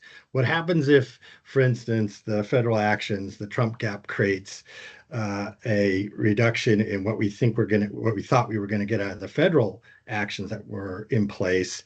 That means all that greenhouse gas emission reduction metric tons needs to be covered by the state, and it shifts the responsibility for it from the federal actions to the state actions. So back to the earlier conversation about goals, that makes what we're doing at the state that much more important and that much more critical that we're successful in doing that in order to meet our goals. Because all those different scenarios mean a shift. Still going to meet our goals, but it's going to mean that we have to do more in the existing programs and regulations that we have. And just as another point, if you remember back, the two big lever programs, HB 2020, 100% clean energy for IOUs, and the Climate Protection Program, CPP, account for about 95% of the emissions reductions to get to our goal. And so those two programs are critically important to be implemented as planned and funded to be able to be implemented.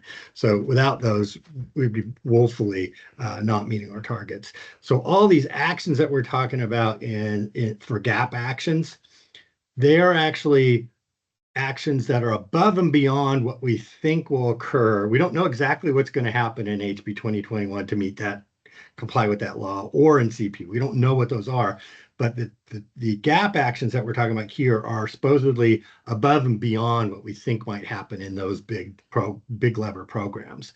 So they're all, if you recall back in Tigger 1.0, all what we call them Tigger actions, the GAP actions, they were all little slivers because they were enhancements or new programs, but they were all pretty small, relatively speaking. There's no big silver bullet here. As Bill McKibben said, this is going to be a great example of silver buckshot to meet the goal. Madam Chair, I wonder if I could get in line after Nora. For some reason, my mechanical hand isn't working. I see your hand, Okay. so it's coming through on our end anyway. Okay. Director Shapiro Hansen, good to see you. Welcome. Good to see you too. Thank you.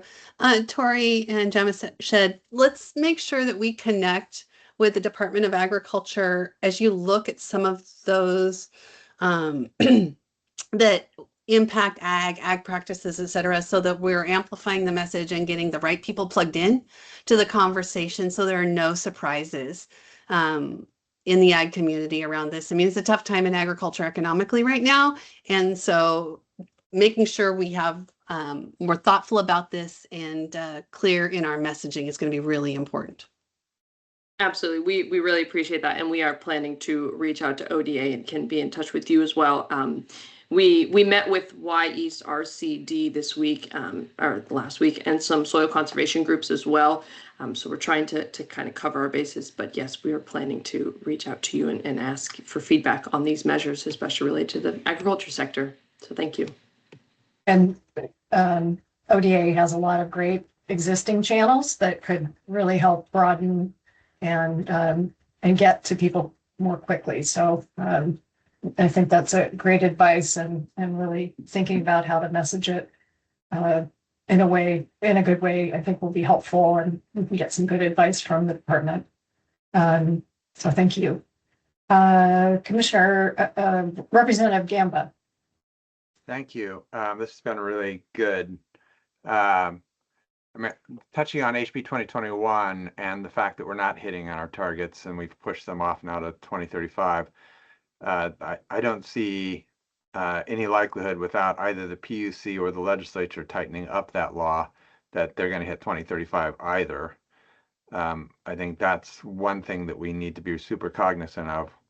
The other piece is the fact that the legislature failed to include the COUs in that bill in the first place for political expediency reasons, not for any kind of scientific reason. And I think to put a exclamation point on the point that somebody made earlier, we aren't going to see the data center slow down because we have literally the best possible tax scenario that they could ask for. We don't have a sales tax, so they're not paying for those billions of dollars worth of computers that they replace every 3 years. And we give them 5 years of property tax deferrals, which I think in Umatilla County alone has landed us at about $29 million loss of taxes. So they are absolutely going to keep coming here as long as our transmission system can supply them with the energy. That right now, it's our failing is probably our best defense at this point to keep them a little bit at bay. That's hard to hear. Sorry. Thank you. That's a really important point. And remember that as we're filling in our work plan and biennial report thoughts about what we should be emphasizing. Commissioner Apter. Thank you. I have a couple of questions, but maybe first building off of this conversation, I heard you, Chair McDonald, refer to our work plan as potentially an area where we can continue the conversation around the Commission's engagement in the data center conversation, including the Data Center Advisory Committee. And I'm also wondering how that might show up in some of the gap measures. I don't know if that might be something included in the multi-sector, or it could fit into a number of different places, including energy. So just something to consider beyond just this conversation around tax incentives, right? Thinking about demand response and other opportunities to mitigate the impacts of data center load growth.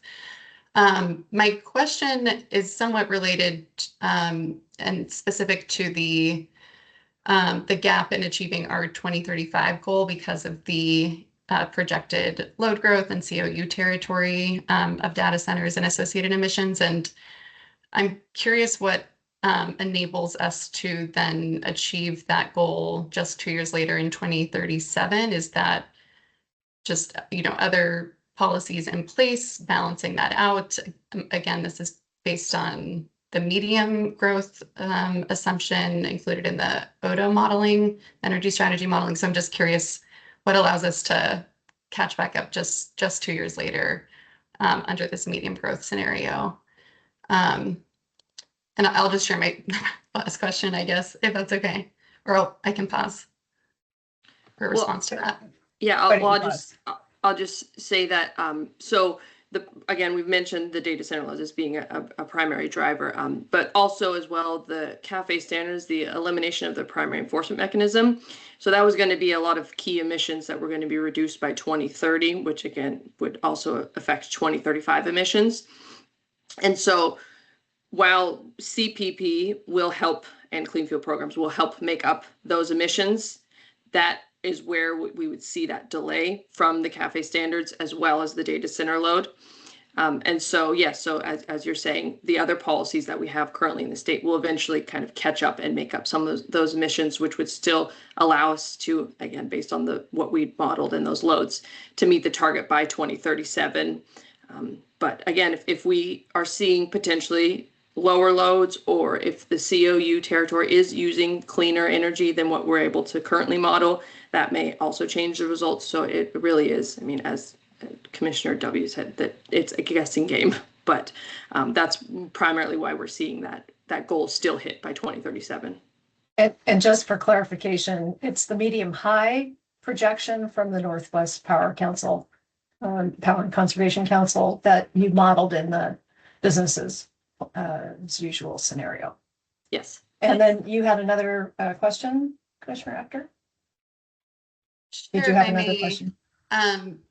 In modeling the scenarios, including delayed deployment of clean energy and lower rate of EV adoption, will that look at the impacts both of on our ability to achieve our emissions reduction goals, but also non-GHG impacts, such as cost increases and economic impacts and impacts to other co-benefits?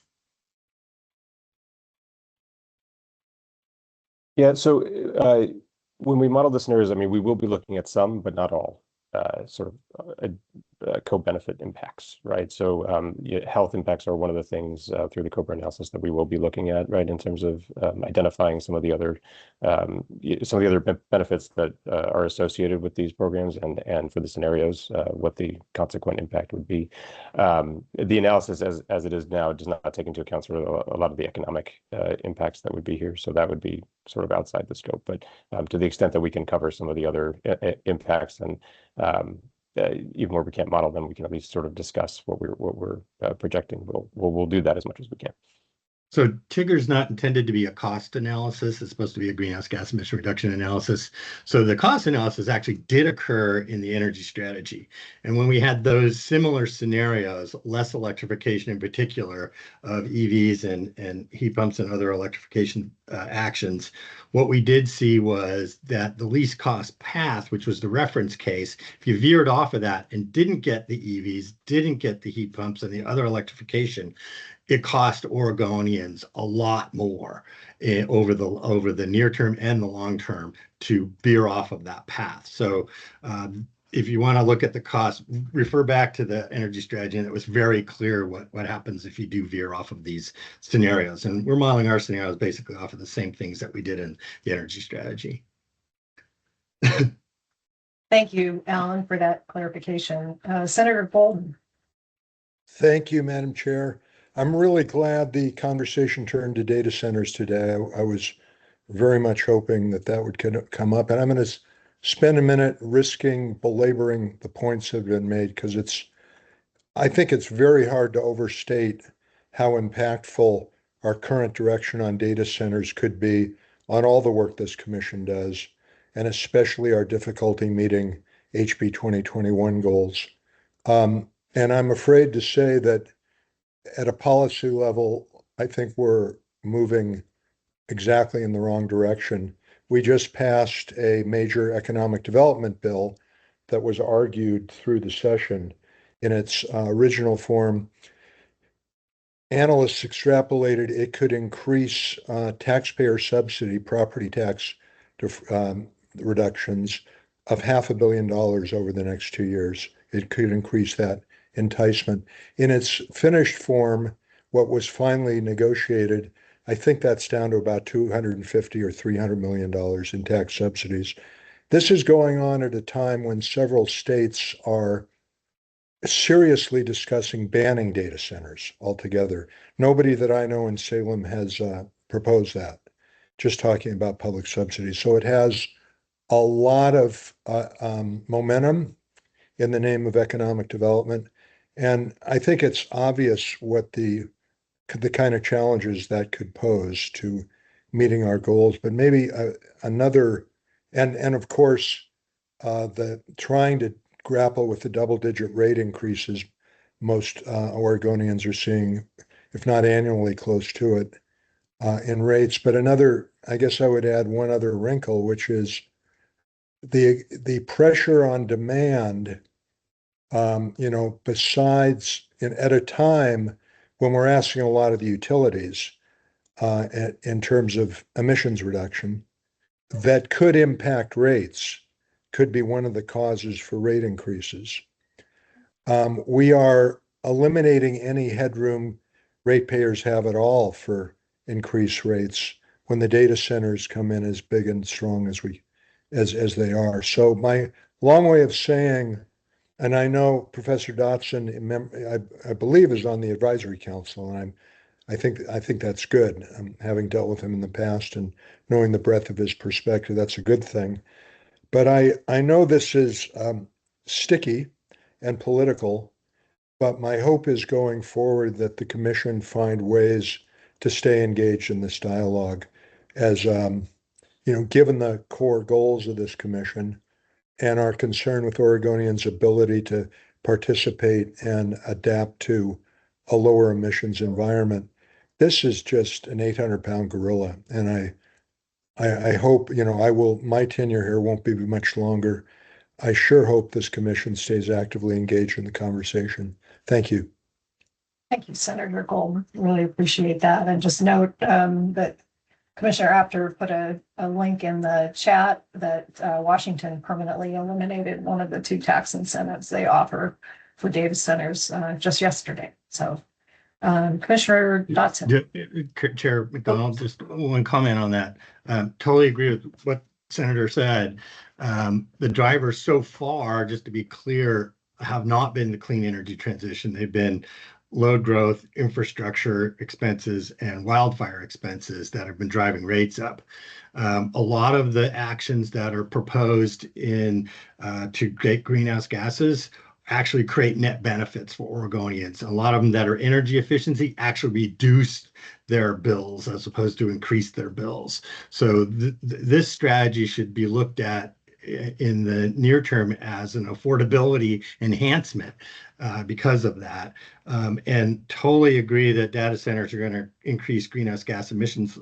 Hopefully in the ILU territory, they're covered under HB 2021.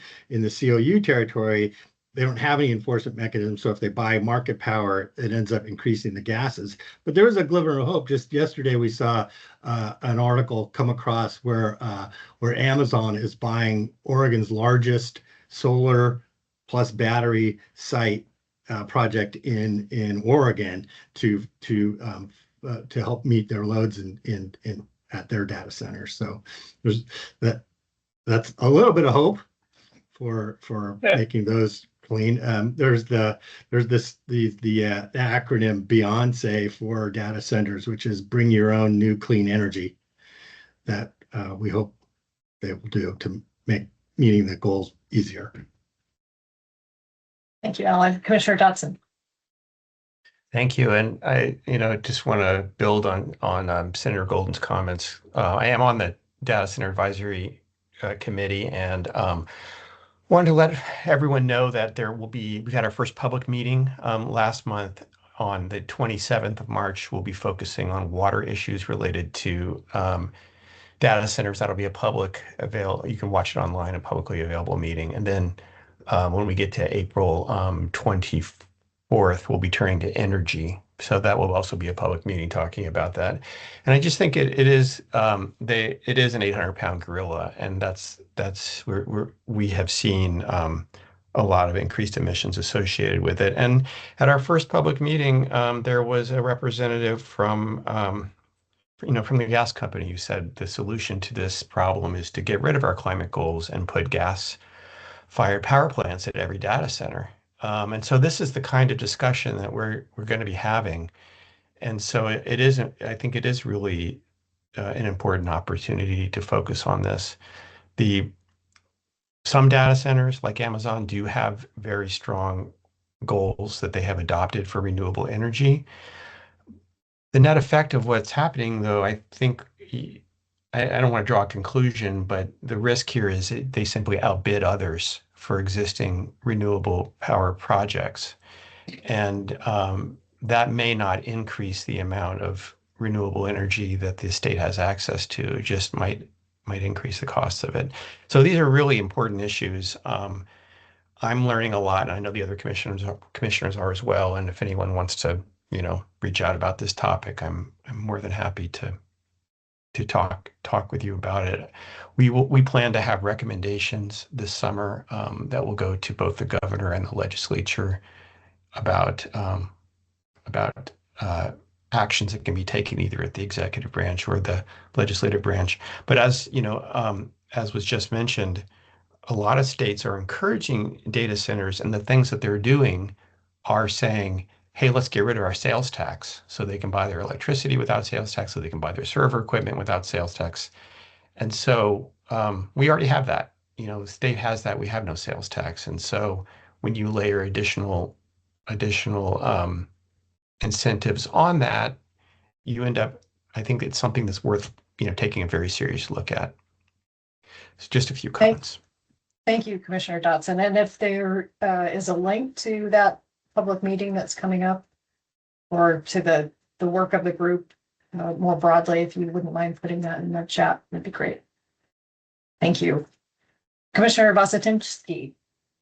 Thank you. I fully agree with commissioners about the tax policy issues that are likely to lead to more data center development. It's obviously something that should be addressed.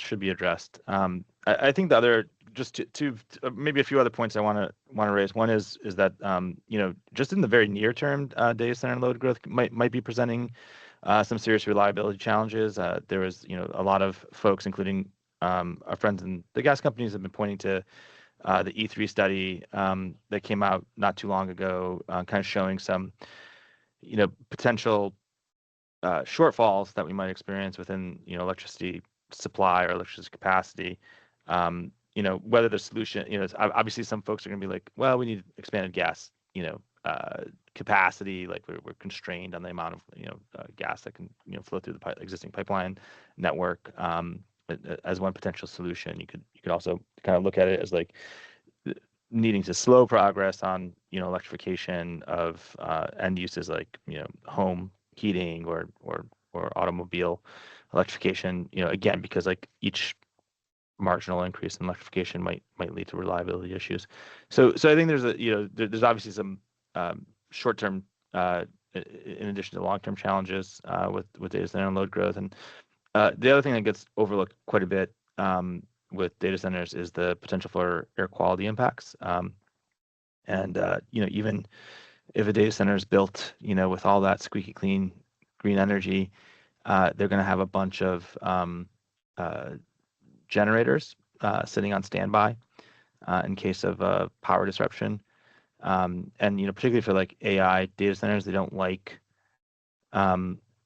disruptions when they're doing it for training runs and stuff like that. So, but any data center is going to have this, and it's part of their bankability for financing. Is you need sort of like the 999 reliability on it.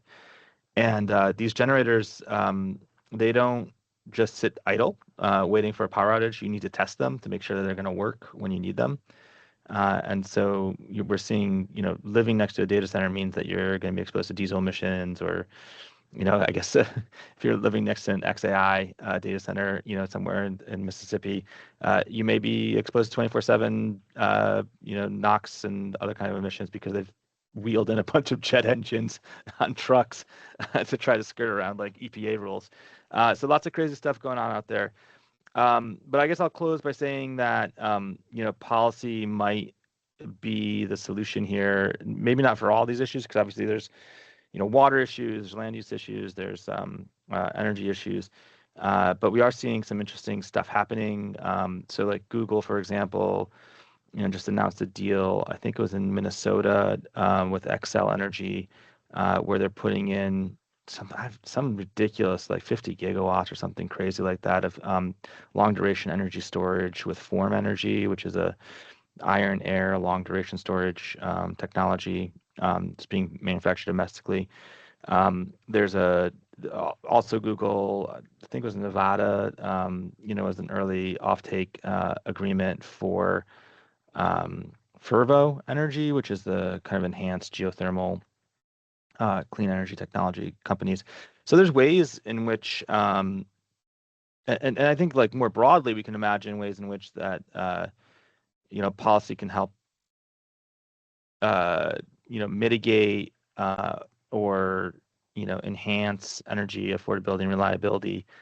So rather than sort of kind of thinking about this like a light switch, it's either on or off, we can think about it more like a set of dials that need to get adequately tuned.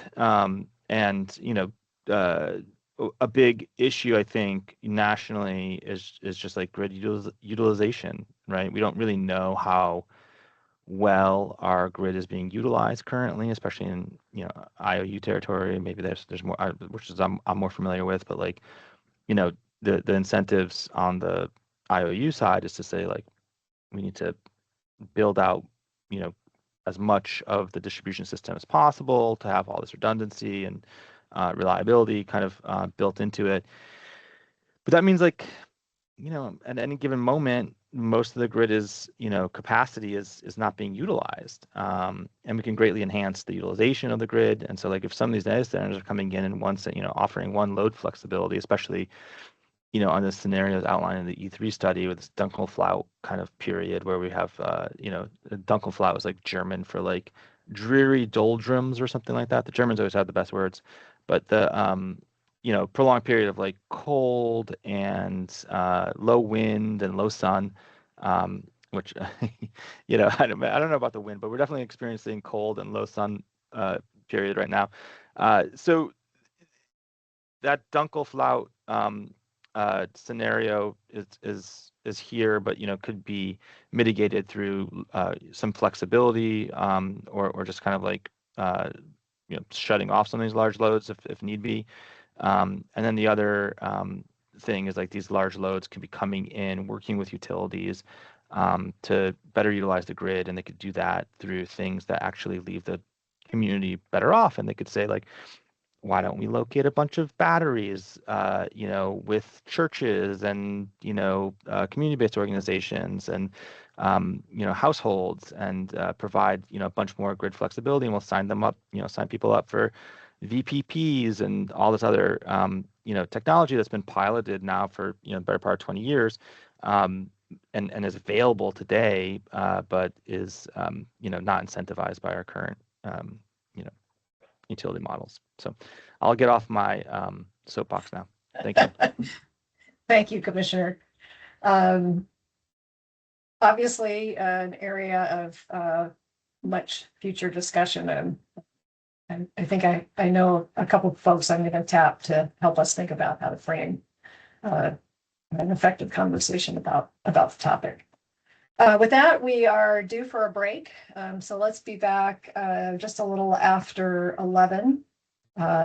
So 11:04. See you in a minute. Thank you. Great discussion. And thanks, John Shoven and Tori, for presenting. Thank you. Can I just ask staff? I don't have access to the chat here. Is there a way of I'm sure it's a user failure. We can look into that for you. Chat up on the top bar there, John. Yeah. When you click on it, what happens? It says chat is only available during the meeting. I have the same problem. Oh. Really? I do too. Jen, can you try to figure that out, please? Yeah, or it could be, are you guys signed in your Microsoft Teams? Because sometimes if you're not logged in, it won't let you chat. Yeah, I'm on my. You went through the web. Yeah, we can't have Teams on my work computer, and so we're not allowed. Then I don't think you can get the chat. Okay, that's we okay. can copy it and send it to you though. Yeah, we'll go ahead and copy. I can click on links and stuff like that. I think it's just like I guess my witty side comments will be denied. That's the problem. That's the real problem. That's the real problem here. I see. Peanut gallery is yeah. I can react to people's comments. I can click on links. So that's good enough. Thank you. Well, I'd send you a sad emoji, but you wouldn't get it. So I see it. No, I would get it. I just wouldn't be able to reply with my own. No, I mean you wouldn't physically get it. Mentally, you get it. Yeah. All right. Thank you.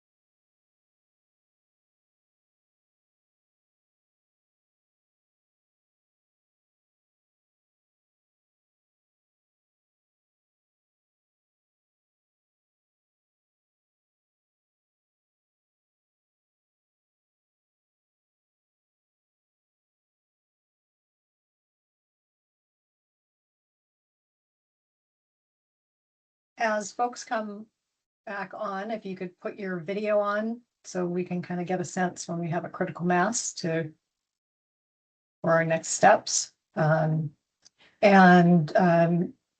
didn't have anyone sign up to provide public comments in advance of the meeting. And just to remind the public that's with us today, we do have a process that we've initiated probably about 4 or 5 months ago now, asking people to sign up in advance if you want to provide oral testimony. But if there are some folks who want to provide testimony, we will go to that next. So Jen, will you describe to folks how they can identify themselves for their interest in providing testimony? Yeah, we have a Microsoft form that we send out that you can fill out. But if you want to provide testimony now, you should see the option to raise your hand. Even if you're in the public, you should also have the option to raise your hand and I can unmute you. Great. Thank you, Jen.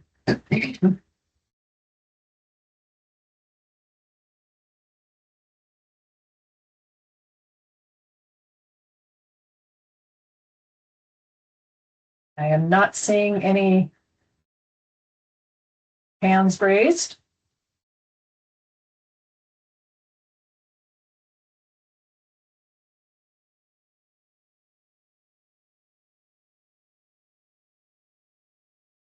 Okay. Then we will go ahead and move to our next agenda item, which are the 2 work sessions.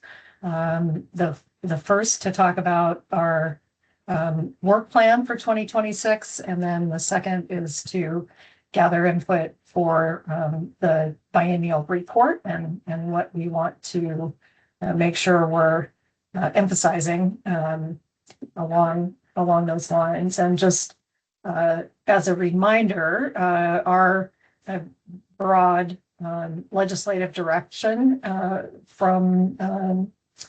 is to track and evaluate greenhouse gas emission reduction policies, measures, and progress, to make recommendations on new measures that can be taken to advance our climate action. We have a coordinating role to help state and local governments, businesses, and individuals prepare for the effects of climate change and to advance climate mitigation. And then we have an education charge to educate Oregonians on all of the above. So that's our broad legislative direction. And the 2 major venues that we have for achieving those goals are our public meetings, commission meetings, and the biennial report that we do. We certainly are doing additional work that adds to that, but these 2 pieces are kind of core to how we carry out our legislative work, directed work, and so these are really important to get input and consider how to do this, these 2 pieces of our work well. And with that, I'll go ahead and turn things over to Jeff to walk through a few highlights from the memorandums that we posted to help orient ourselves to these work sessions. So take it away, Jeff. Thanks, Chair McDonald. Next slide, please. Jeff Crook, I'm the climate policy analyst with ODO. Before I start, just wanted to remind folks that the information on the coming slides you may have already seen and is available in the meeting materials that we sent out to you and is posted online regarding the work plan and the report. So you can also reference those documents. We've posed some questions for you regarding both and for you to consider these. So we're going to use a whiteboard exercise. A link was sent to you over the break to get into that whiteboard. So you can use that to start populating. And it's a place that will collect your comments and responses and kind of use that before we get into a broader discussion. So this table shows the key deliverables for this coming year. and lists the products, the commission role or action, and the timing for the work. And these are products that Odo has responsibility for producing and engaging the commission on. For the Natural Climate Solutions workstream, Odo's team will be bringing forward information related to the Natural and Working Lands carbon sequestration and storage goal, as well as the Natural Climate Solutions metrics analysis project, and that will be coming in June. And as you heard earlier for the TIGR 2.0, the final report will also be coming at that June meeting.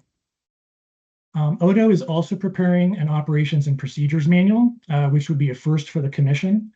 Procedures manuals are standard for state boards and commissions, and this will be a helpful resource and guidance for commissioners on a wide range of state policies and best practices, kind of all in one place.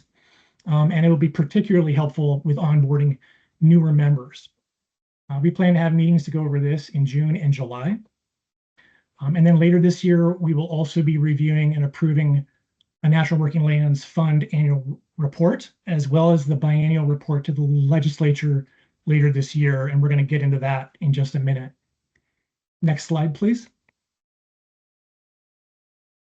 So this slide shows a variety of work plan example topics. So I'm not going to go over all of these here, other than to say that in addition to the key deliverables that we just walked through, we also have topics that we bring before the commission as priorities in support of the commission's policy and advisory roles. So we use this information to help build out the agendas and future meetings. And we need feedback from you on what your priorities are and what might be missing. Please also refer to the report that's on the website for additional topics. Next slide, please. And these are some of the questions we're going to be asking you about the work plan, which is also in the whiteboard. So we're just looking for, your insights or questions on certain topics.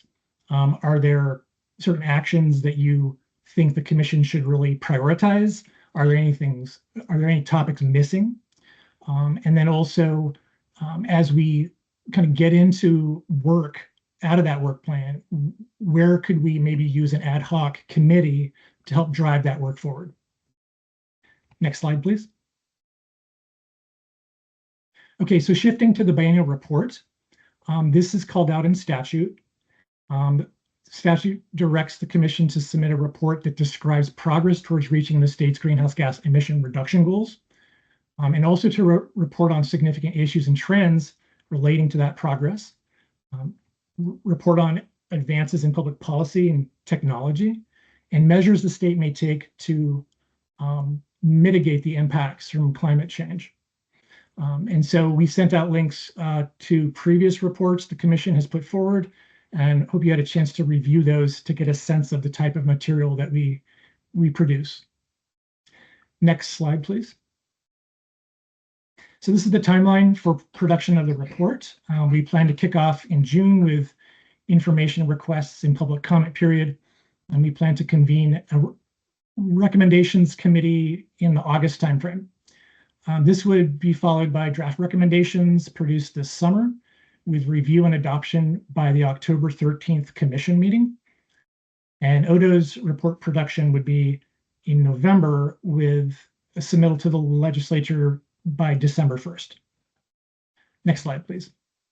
And Jeff, just to, on the first bullet, the request for information's focused on reaching out to 8 state agencies, but others, we can certainly consider information requests for input to the from other entities, as well as asking for public comment. Thank you.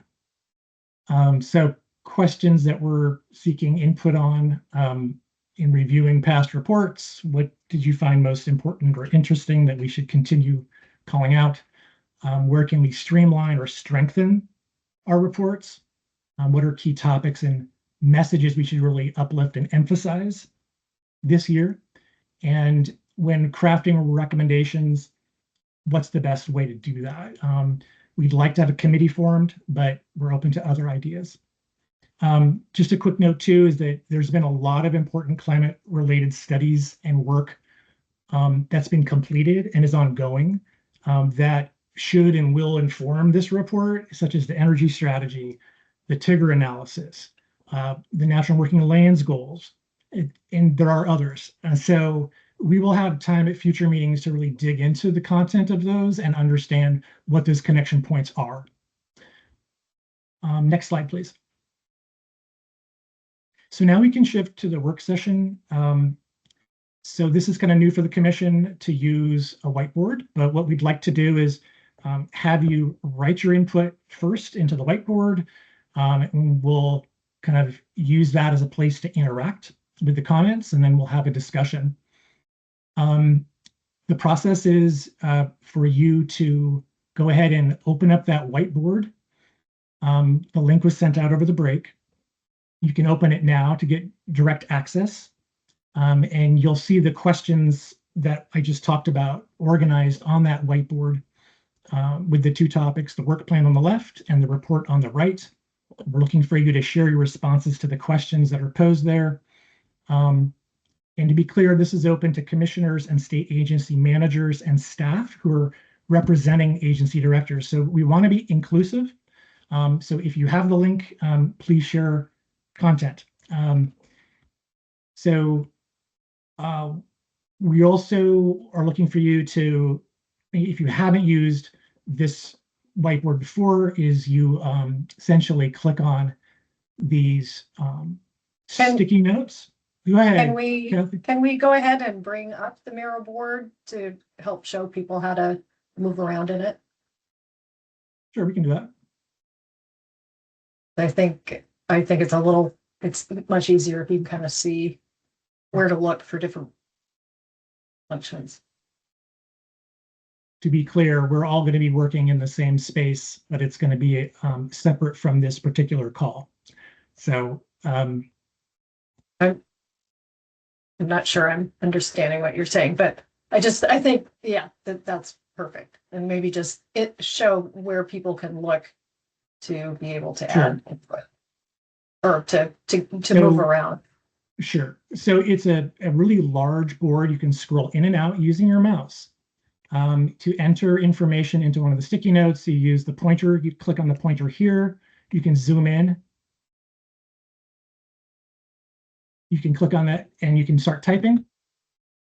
And then if you want to move around the board, again, you can scroll, but you can also click on that pointer again, and you have a hand feature that allows you to scroll over. So you have two different ways to get around the board. While we're all on the board, we have our own views. So you can do this without disrupting others. So keep your comments short and sweet. You don't need to have complete sentences, just a few thoughts or ideas. We're going to have some set times so that we have time to enter. And then we'll have some time also to comment on folks' entries to either +1 or that kind of thing. If you want to do that, what you do is you click your pointer, you go and you hover over a sticky note. So it might be someone else's note that you like. There's a little smiley face there. Just click on the smiley face and you can give it a +1. So we'll do that exercise a little bit later so everyone understands what some of the priorities are. But you could also do it now instead of writing your own comment. You could go ahead and +1. Is that right? Or do you want us to hold off and wait? We were hoping to be a little more organized so that folks focused on one side of the board first and then the other, just so that we know that there's a focused time frame for people to get their comments down. And then we'll shift to both. But if people want to jump around, that is totally up to you. If you want to go back and focus on one part of the feel free to add a +1 to any comment, so you don't have to be redundant. Yeah. Right. And, that's a good point. And then I'll just say, if you can't scroll in and out or make it bigger or smaller with your mouse, there's also down in the lower right corner a way to increase or decrease the scale. So that's a second option for doing that. Thank you, Jeff. Appreciate that. So everybody just jump right in. Jen, would you want to set a timer on this for like 5 minutes for people to focus on the work plan side. If you could. Thank you.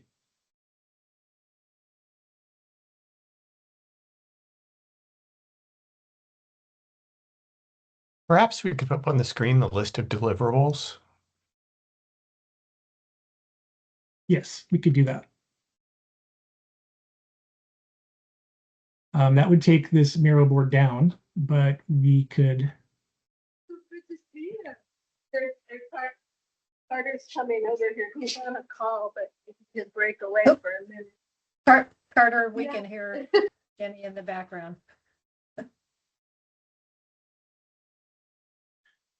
Commissioner Dotson, I'm going to put the work plan in the chat so you can just open that and see it. I think that might work best. I unfortunately can't, like others, I can't see anything in the chat. Oh, shoot. Okay. So it's okay. Let me, I think I have Pull it. up that slide, Jeff. Jen, could you pull the slides back up, please?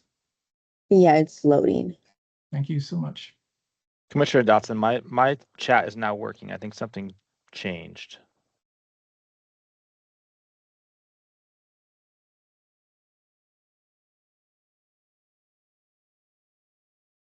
Perfect. Yep.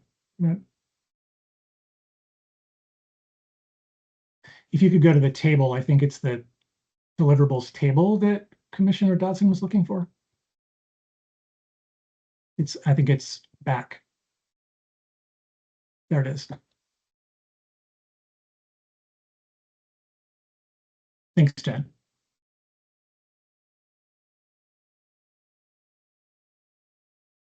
And if anyone has issues with getting access or you do not have the link, please let me know.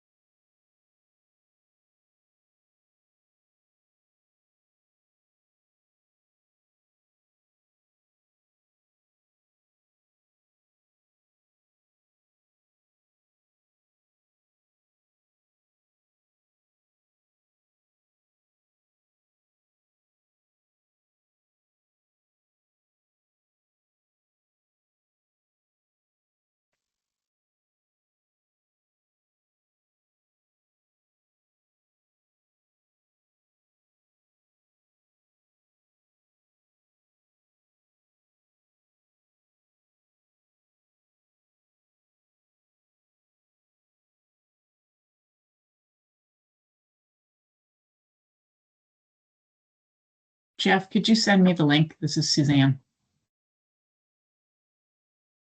Hi, Suzanne. Yeah, I'll send you the link right now. Thanks.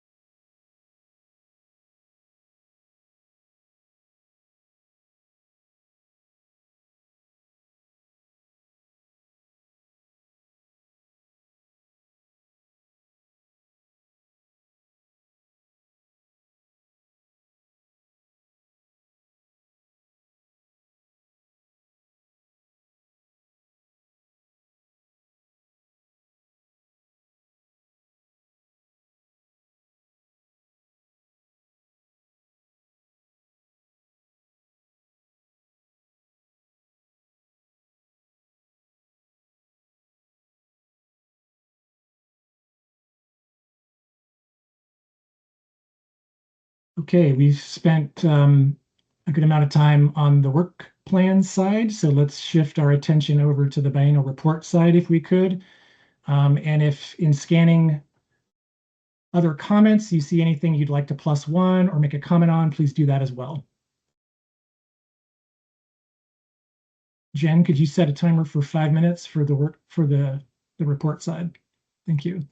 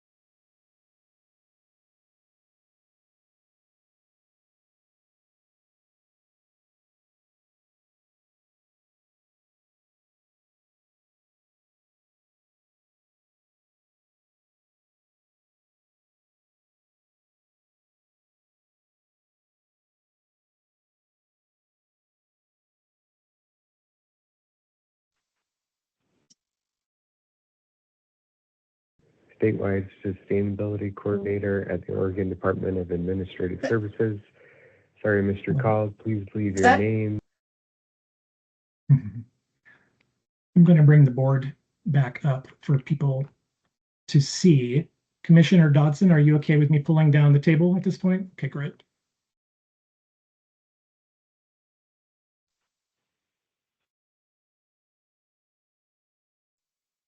So everyone's on the same page, including folks who were not participating in the exercise. I've just shared the screen of the board that's being worked on. And we will be going through responses to the questions and what seems to be standing out the most in a little bit here.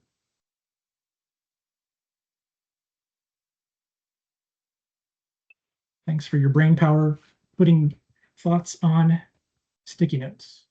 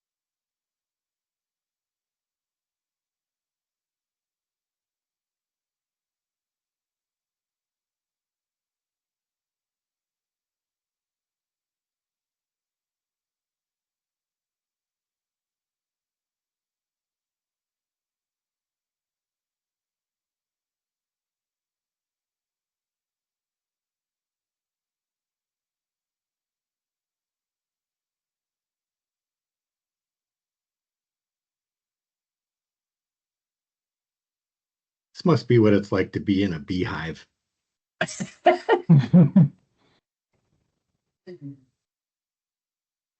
Okay, I think if folks can wrap up placing comments and maybe uplift or +1 comments you see on the report side of the board. Chair McDonald, if you have any thoughts on process, what I was thinking we'd do would just work down and talk about what's kind of jumping out and have a discussion over each question. Yeah, I think that makes sense. And obviously people can draw connections with other questions, but I think it makes sense for us to do that. I will say that we are going to leave this board open for additional commissioner comments. And did we decide to do that through the 27th? Is that, or what's, or left? You set a date, Jeff. I think that sounds great. We could do the 27th. So we'll leave the board open for commissioners and agency staff until that time. I think maybe we should just leave it a week. Because that'll give us more time to think this through and finalize our work plan. And to some extent, the plan is extent, to have the work plan will be finalized and brought to the commission on April 10th. So yeah, we do need some time to be able to kind so of let's gather say all by this up and next process it. Friday, the 20th, 20th. we'll close this, but if you have time after this, and I know we talked to a couple of commissioners who weren't able to join us today, to make sure they're able to get on in the board and add their thoughts, and then we can kind of process it and get it back for discussion in April. Great. And if anybody had challenges with this format, if you want to just send in an email to Jeff and me, we can certainly add the comments on your behalf. So I think we can just jump right in and have a conversation about these topics. So Chair McDonald, if you want to help lead this as well, feel free. I mean, I can call out that for some of the questions, we're seeing some +1s on, making sure we have enough time to get feedback from agencies, do activities that we have planned this year, set the state up for success next year and beyond. Getting an update on the climate protection program. I think that's a good one. We haven't heard from them in a while since the reinstatement. Ongoing role of the executive orders. I think energy strategy implementation is a big part of that. But also the resilience EO and so. Absolutely. Questions about the operations and procedures manual. Why are we doing this now? And are there any comments or questions folks have on those items? Or if they want to expound on what's here?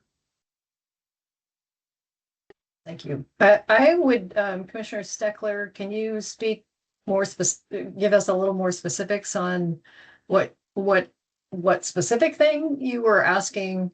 Have we given enough time for feedback from agencies? Is there a particular project that you're thinking about, or in general?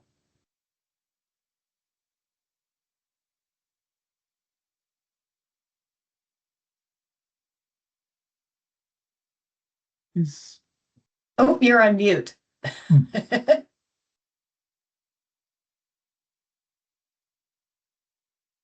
Yep, not quite there yet. You would think after so many years of COVID and whatnot that we remember all the different mute buttons. So, Chair, I think I was primarily thinking about the biennial report work that we're going to be doing, and as I'm thinking about kind of those reports that say here's the progress that we've made, there's both what are the goals that we have? What are the activities that we have done to try to achieve those goals? And then how effective, like what difference did they make? And really we're dependent in large part on the activities of those different agencies. And so I guess my concern there was just, have we set them up to make sure that they're going to be able to give us the information that we need? Like what kind of evaluation are they doing to make sure that we understand just how effective those programs have been, and being able to then communicate that to the legislature and the public. Thank you. That's helpful. I know that the department is in touch with agencies already about programs for the Tigger Part 2 work. And then I think, we can step back more broadly in June. The idea was not necessarily to cut it off there, because the different agencies will be part of our process all the way through October. But I think it's really important to be mindful of that, because this really our report, I think, is a good opportunity to really synthesize that information in one place as it relates to climate. So thanks for raising that. Any other questions on this section before we move on to the additional topics? Can you scroll up just a little bit? Because you I assume, Commissioner McNichol, that you meant the 2027 session as something that we should be focusing in on. Yeah, okay. Sorry. Great. No, that's okay. Great. Any other comments on this first question? Let's go ahead and move to the second. So for additional topics and actions, there's quite a bit of comments here. We've got transportation as being a priority, how to adapt to lack of federal climate funding and action. Data centers, we heard that discussion earlier, that's clearly a priority for us to address. Tribal engagement and communication. The energy strategy implementation got a number of upvotes and looking across the couple of places where it's identified that tribal priorities for climate action got quite a bit of upvoting. And creative financing strategies, if you didn't already mention that. Is there anything in this section that folks want to talk about or explain why they placed that?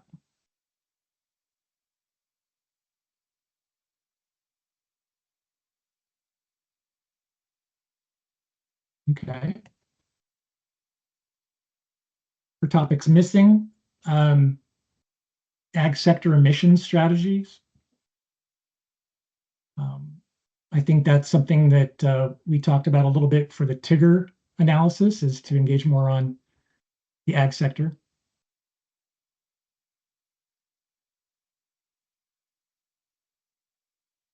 And then as far as deliverables or topics. Just before, can you sure. go back just to, or are there any other topics that have come up for folks since you were adding things? I think I'll add this in. I think just this issue that is raised sort of in the near to medium term about load growth kind of coming up against reliability as highlighted in the E3 report, and sort of like what the possible solutions are around that. So I think that like reliability, we haven't typically thought about it, but the people are like throwing up the warning signs that we need to start thinking about reliability. Absolutely. No, it was definitely when we were debating a recommendation regarding House Bill 2021, or in advance of that, reliability was an important caution and factor that needed to be considered as part of that. We'll capture that following the meeting. Okay, great. Now we can go to the next topic. So Kathy, that is Carter. Or Yes. Chair McDonald. So formal. It occurs to me one of our roles in our enabling legislation related to education and getting the community engaged. And I think we're facing, I brought this up at the last meeting, this whole affordability crisis that sort of dominates the world these days, and energy is certainly one of those. There's been talk of these, double-digit increases in IOU rates, and the IOUs now sort of stating that part of the reason for this increase is related to the mitigation requirements that are coming through 2021, et cetera. And although we don't think that's necessarily true, that is becoming a narrative that is out there. So I don't know how we add this education piece to it so that people understand. And part of it is certainly getting the energy strategy cost information out there. But I think we need to add that somehow to the work plan. I don't. So yeah, no, that's just. I think socializing important results, as I think Nora is reflecting here about the Tigger report. I think thinking about how do we socialize and key messages we're interested in delivering and the results of some of the products that we're engaged in. So. Yeah, I mean, I think trying to direct the narrative a little bit based on facts and the work that we've done would be really helpful. Because I think we're going to face an uphill battle in the next election cycle and beyond.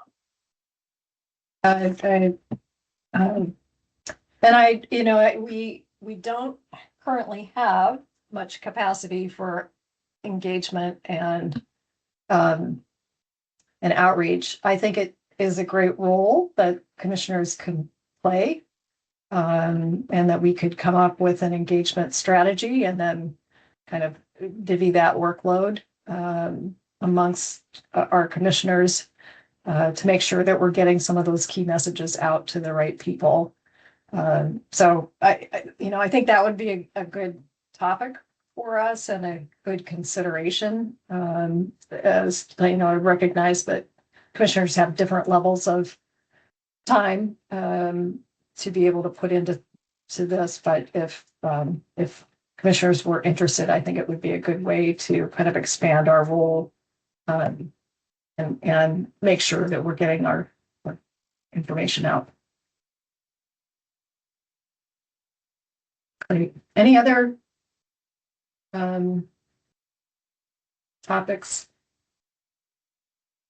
I mean, I would certainly at least like to tap a couple of folks, Commissioner Dotson in particular, you on the data center.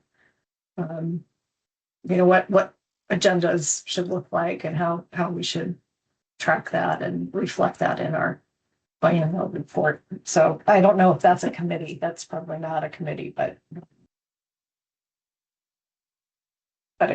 we might want to have a committee at some point on that. I'm happy to be a resource on that. I do think like this, the work of this group, the advisory group, is going to be over, sort of summertime. So there's engagement in that period prior to the completion of their work, and then there's like monitoring what the recommendations, how the legislature or executive branch reacts to those recommendations. Would this commission be in a position to even make some recommendations to the advisory committee? The advisory committee is taking comment from everybody who has points of view. So I think this is a question for the chair about the appropriateness of it as the commission. But your comments are certainly welcome, and the commission, if that's appropriate, sure. Yeah, I do think that's another consideration of how we can, right now we're kind of delivering recommendations to the legislature once every 2 years, and there's no reason that we can't engage in discussions and provide recommendations on individual projects as a body instead of as individuals. But I think the only constraint there is that, it would have to be something we would vote on. We'd have to, come up with a policy recommendation, and we'd need to kind of get consensus from the commission if we were going to do that. But I think we should be thinking about engaging more in making recommendations kind of in addition to the recommendations we make once every 2 years. That's my view, but it'd be great to kind of talk about that a little bit more. Let's jump over to the biennial report side. And So, thanks, Jeff. So on this side, folks are calling out having a clear executive summary, identifying priority near-term actions, Sankey diagram, primary and final energy. Also having status against the goals. So we kind of talked about that a little bit, that's kind of a core piece of the report, obviously. The detail in each sector and emissions results from each sector is very helpful. So making sure that that's clear. Health impacts, specifically highlighting wildfires, economic, jobs, and affordability benefits, and directly discuss federal abandonment of climate policy. So those are the entries that had +1s, but if other folks want to chime in on these entries or have things that you want to comment on, please do that now.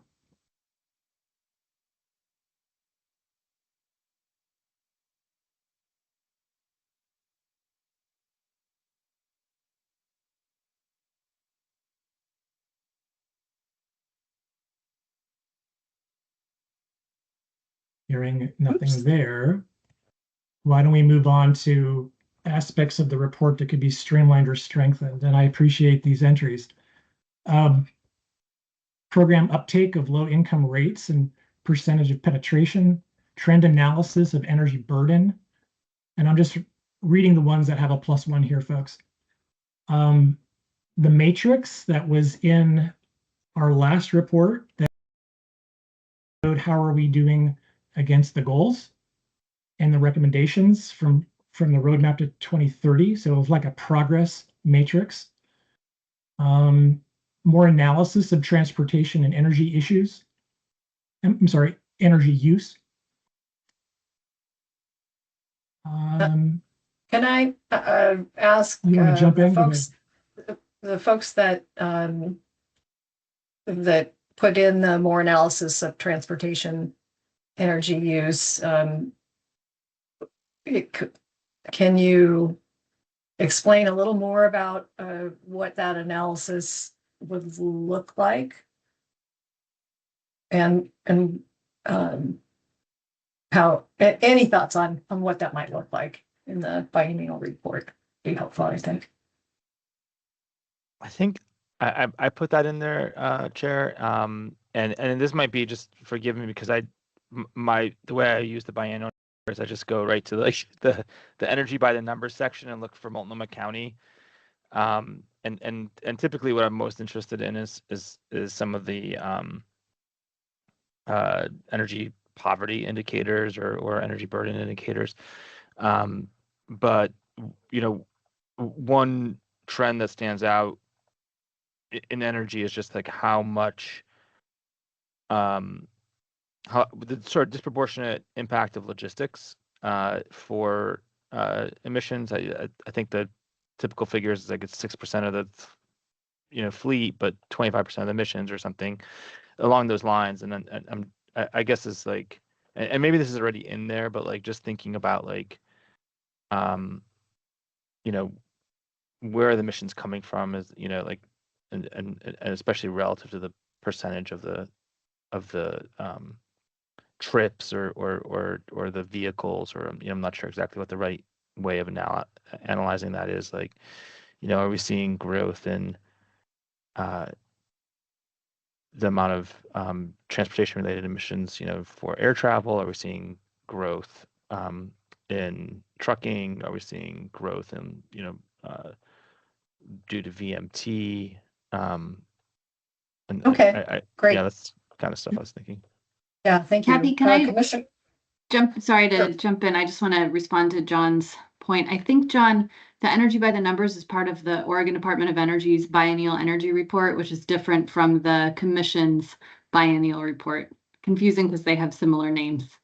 So happy to chat with you offline about that report and would love your feedback on that. Thank you for that clarification, Director Brenner. And then I saw Commissioner Streckler. Thank you so much. I guess one of the things, I know that the reports are very much designed to be delivered to the legislature, but the potential to be able to kind of tell stories and to really kind of put context to how these programs work. And so I'll take a transportation example. You know, is there a possibility of doing some specific case studies and being able to illustrate ways that you know, our policies or where we're putting funding for example, impacts related to transit or to say, you know, reducing grants for safe routes to schools, and the potential impact that has for being able to achieve our climate related goals. So, and sometimes it doesn't quite come out when you're just, you know, saying numbers specifically, but are there at least a few opportunities that we feel very strongly about that we could actually write up a case study or actually, you know, do some interviews or put a little bit more of that kind of human element to it to really help to communicate this is the human impact of these decisions that are being made and the progress or that we are or are not making. Thank you, Commissioner Steckler. I agree. We've used kind of call out boxes from time to time to do that. And I think it's really helpful to pair stories like that. Commissioner Garcia.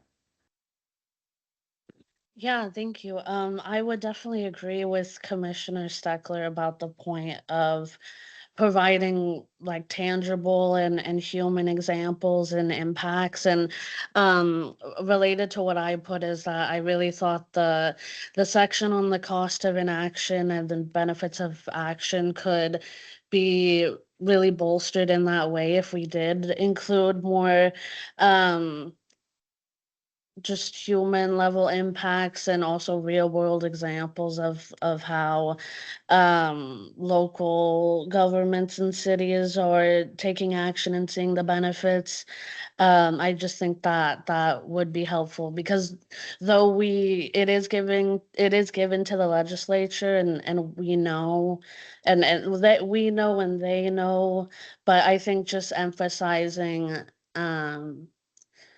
just that human element of climate and also highlighting what is also happening in the state that is what we would like to see on a larger level. Great, thank you, Commissioner Garcia. Are there comments on what could be streamlined or strengthened or questions about what's been included here?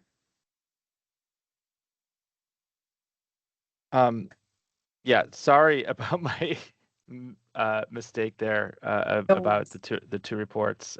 Shows my greenness on the committee.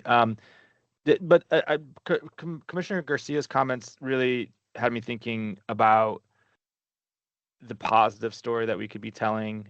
You know, the bright future where we embrace, you know, better technologies that are not only clean but also better. You know, so like.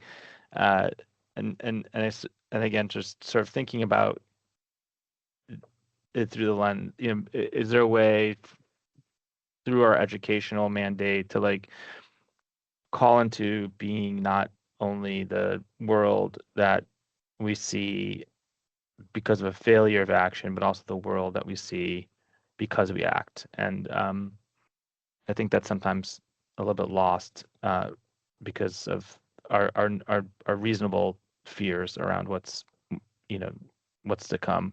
But it's I'm kind of stoked on like the future where you can just go to Home Depot and buy a solar panel and plug it in, and it powers up your car, and you're signed up for a VPP, and you can get rebates. I mean, it's not even like that far-fetched of a future. It's like actually occurring in other places.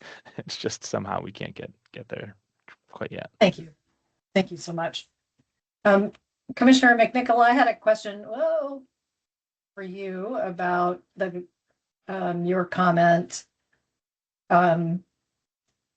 about not, I'm reading it to say not talking about national and global situation and just focusing on Oregon, because there was a comment up in the, upper, somebody put in about maybe including kind of the impacts of what's happening federally. So it'd be interesting to kind of hear some back and forth on that.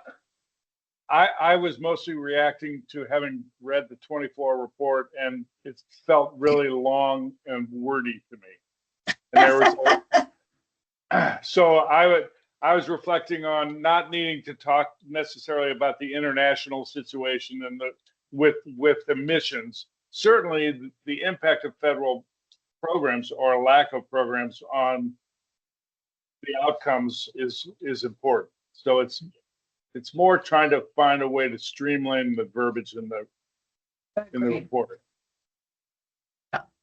I hear what you're saying. Great. Any other comments on streamlining or strengthening? Okay, we'll go to the next question then. Oh, wait a minute, Representative Gamba. Sorry, it took me a second to find my raise hand button. Just as a kind of a general concept, and this is a feedback I gave Odo on the energy strategy as well, to the greatest degree possible, I would ask that when we report to the legislature, we do it in very direct, very unambiguous, action-oriented, not couched in niceness, not alliterating all the things that we believe we've done in the past that are great, but really talking about what we need to be doing, because it honestly seems to be lost on them, broadly speaking. Yeah, that's a good point. I mean, on the one hand, we want to applaud the good things that are happening by the legislature and the executive branch. But at the same time, it's really about what do we need to do next. So yeah, and we spent a lot maybe to unpack that a little more, because I know that sounded harsh, but people find consolation in the, oh, well, we've done all these things that will solve the problem, right? They get in, they let themselves have because the work we have to do is going to be hard, and it's going to be politically fraught, and we're going to have to step on toes. And if they can find an excuse in their head as to why maybe we shouldn't do those things, they will find it. And that's I just think it needs to be abundantly clear in no uncertain terms what we need to be doing moving ahead. Any reaction to Representative Gamba's comment? I totally agree with that. Commissioner Apter?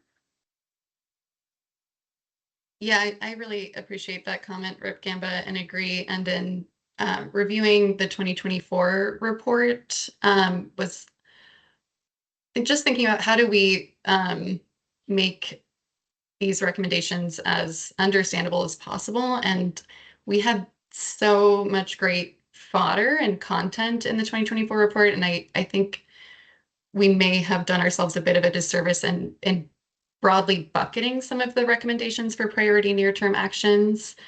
I think we were trying to fit as much in as possible, but I would encourage us to really try to hone in on and be very specific about what are the most important actions for the legislature to take in 2027. Just one example I'm looking at, again, in the executive summary, we recommend supporting robust and continuous implementation of existing programs and regulations. But I think we could be much more specific in terms of what does that mean for priority actions for the legislature in 27. I think that makes sense. And to your point, I mean, some legislators are probably just going to look at the executive summary, if they look at anything, and Most. And we put some pretty good descriptors in the main body of the report. I think there was a suggestion someplace, and maybe we need to just pull out the recommendations and have it be almost or at least be an option for a standalone that could get down, could include those rationales. Chair McDonald, if you'll recall, we did a report card midway through between that and this one on what was completed and what was underway and what was not started. And if you recall, it was incredibly impressive, actually. A lot of things were complete. Most of them were underway or being worked on, and there were only less than a handful that were not being taken up. So out of all those 26 different recommendations, it's a pretty good track record. Yeah, fair enough. And we can put that, maybe Jeff, you can find that, put that in the chat or send it around as an email since people are having problems with that later. Okay, so let's go to the agencies are getting this work done in spite of the legislature. I also, when I was rereading the 24 report, I noticed a place where the legislature could do this, and I thought, why did we say could? that's we should do a search before we finish the report and for words like could. Agreed. So this is I the just section also on.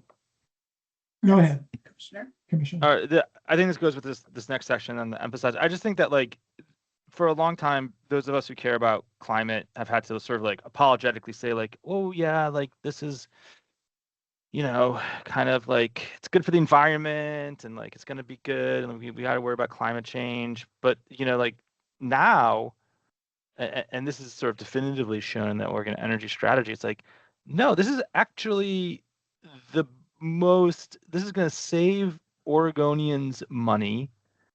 Like these technology, this is like we should like if you care about affordability, if you care about economic development in the state, that these are the policies that you have to embrace, right? I mean, like energy is economic development, and we can have lots of it and we can have it affordably, but I think maybe it was Representative Gamba or Representative Golden mentioned that it will require some disruption of current incumbents and status quo, but like it's possible and it's actually exciting and it's actually what we need to do. And I think we should be bold and assertive in not just sort of like the climate part of it, but like it turns out we were right that solar energy is going to be really affordable, and battery energy technology and VPPs and all this other stuff. So let's celebrate it. Let's just say like you could do this the stupid way, which is like the path that we're on for the most part today, or you can do it the smart way and you can facilitate these the market structures that are required in order to allow these technologies and the regulatory reforms that are required to allow these technologies to really take off in a way that allows consumers to be part of the solution, allows households to save money. And by the way, that's like 70% of our economy is consumer economy, is the consumer economy. And like each time we spend $1 at the gas station or at the gas meter, most of that money is leaving the state. Sorry. Right. Again, No, that's absolutely right. Any other questions that or comments that people have about the topics and messages we should be emphasizing? Some of the key things that jumped out were consider a standalone section for the recommendations, which we just talked about actually. Being upfront about if we're on track to meet the goals, which is pretty key. Conveying a sense of urgency and implementing the CPP, which is important. Data centers, highlighting that as well as hearing stories from the beneficiaries of the National Working Lands funded projects. Those were the +2s or 3s. Any additional comments on what you see here on the board?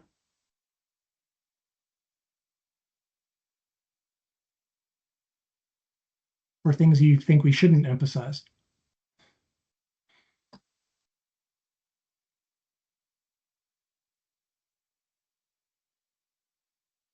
It's mentioned a couple of places, but I think the economic issue we've talked about, the economic benefits needs to be, particularly if we're going to get a bipartisan action, we need to focus on the economy as part of the outcome. Mayor Garcia? Yeah, I would definitely agree with that, and just in general, I think just like the interconnectedness of these issues, just how they do, like this will have positive impacts on public health, on the economy, on energy, energy on development, and just showing like these. We are the climate commission, like giving these recommendations, but there are undeniable benefits to all other sectors, and just drawing that out and making that prominent. Thank you, Commissioner Garcia. Commissioner Thorndike. Oh, you're on mute. I assume we moved on to the current emphasizing in the 2026 report. It wasn't totally clear. Yes. Okay, good. Two kind of categories. One is just, you look at the 2024 report, and a pervasive theme was leveraging federal investment. Obviously, I think there's two things. One is we should have something, and this might be one of those earlier areas, is to quantify where we don't have that federal investment anymore. And then building on that, we'd be emphasizing how the state should mitigate against these losses in federal investment and how to do it. It's a pretty radical change from 24 to 26. I know a lot of people commented on it. And then the second part, and this is kind of going with I'm really online with a lot of Commissioner John's points in terms of how to make it, maybe a little more on the ground friendly in terms of what can be done to actually encourage investment in clean energy. I mean, okay, we have a business. We have like over 100,000 square feet of roof, very well situated for solar. We don't make a lot of money. We're not that big. It's never made, and we've had people analyze it over the years. It does not make sense, economic sense, under the current structure for us to put in solar, though theoretically that could be a huge benefit to providing quite a bit of energy. It's just, and a lot of that has to do with the rates for any excess energy and all these kind of things that kind of get complicated on that. But the real life thing is I think there's a lot of, most businesses are not big, but there's a lot of opportunity out there, and the focus I think is kind of lacking. I think there's a lot of room, and also I think politically that reaches a lot of people who, in fact, we still spend $10,000-15,000 a month, sorry, on energy. There's, there should be some room to benefit from kind of a to both be able to provide more energy in the grid that would make sense and economic sense. So I'm not quite sure how to do that, but it's a lot of the points that were made earlier, I think, are strong points to emphasize. Thank you. Could the folks that voted for the changing times and how we respond to these new developments just speak a little more to what that might look like?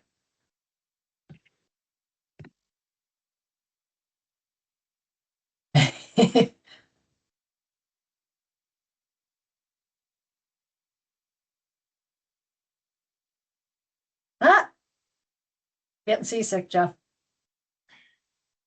Or whoever's moving things around. Trying to get some detail there.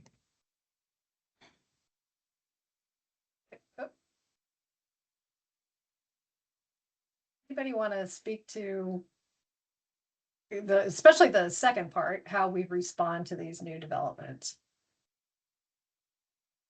Is it in some ways what Alan said earlier during the meeting about, makes it all that more important for the state to act? Or Commissioner Thorndike, is your hand still up from before, or did you want to comment on this?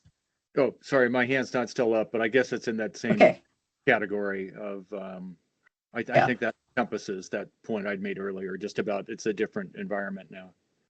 Okay. Commissioner Apter? Yeah, I didn't add this one, but I agree. I think this is in the same vein as our earlier conversations in terms of how do we articulate how a changing federal environment is impacting and underscoring the importance of state level leadership. I think a key example in terms of state level response is what we had previously identified in terms of innovative, gap financing, right? How are we addressing and making up for the loss of critical federal investments? But I think there could be, quite a long list of actions that we could include within this frame. Commissioner Ackerman? Yeah, and just to underline what I said before, I think also just looking at the global situation and how it is still trending in a direction of transition in a lot of areas.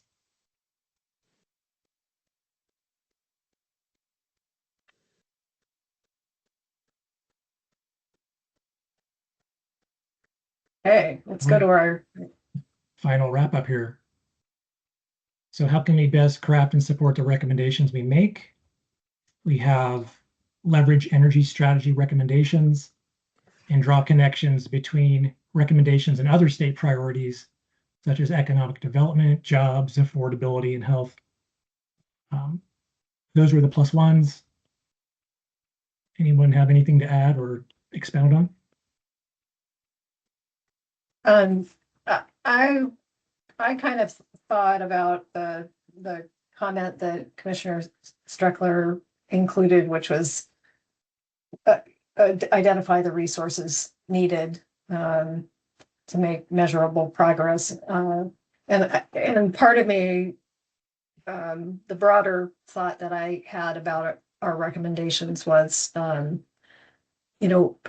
how into the weeds can we go, knowing that some of that information is probably beyond our ability to analyze, and or would be worked out in legislative development. And I really like the idea of us being more specific. I think Commissioner Apter mentioned that too, about the way we talk about the recommendations or frame the recommendations. But I'm not sure we can go far enough necessarily into details like dollars and staffing. But I think we should endeavor to be more specific. I like the idea of doing that, but I just am not sure excuse me, if we can go there. But I'd love to hear everybody's thoughts on that. Chair McDonald, Yes. I will say, like, I was really thinking about implementation, and in exercises like this, the things that kind of cross my mind are, what are our values? What do we care about? And what are we willing to pay for them, either with people or with money, or, however we decide we really want to invest. And so getting back to what Representative Gamba had encouraged us to do is be as, forthright and direct as possible. Like, if we want to make sure this stuff happens, we need to invest in it. And so I think you're right. Like, we're not going to be doing the implementation ourselves, but in any way that we can get more specific, I think it can't help but to really support these things actually happening. Thank you, Commissioner Steckler. Any other thoughts on that topic or others?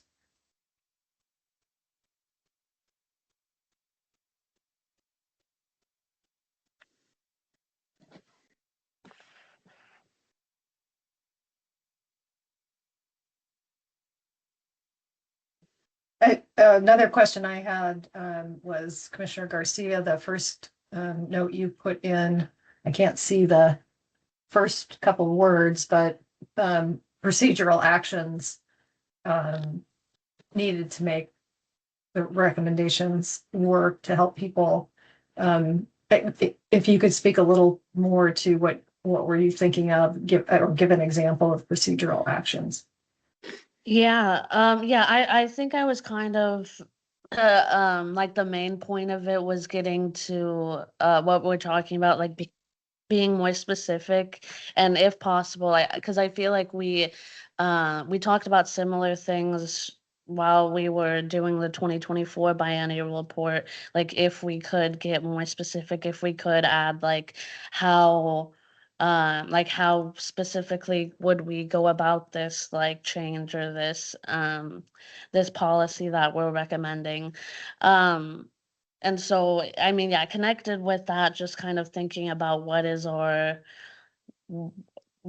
breadth, like you were saying, how deep into it we can get. And if we can't get into it, I think it is helpful then, like when we are giving this to folks, for them to like be able to see and think about what it would actually look like for these recommendations to happen and take place.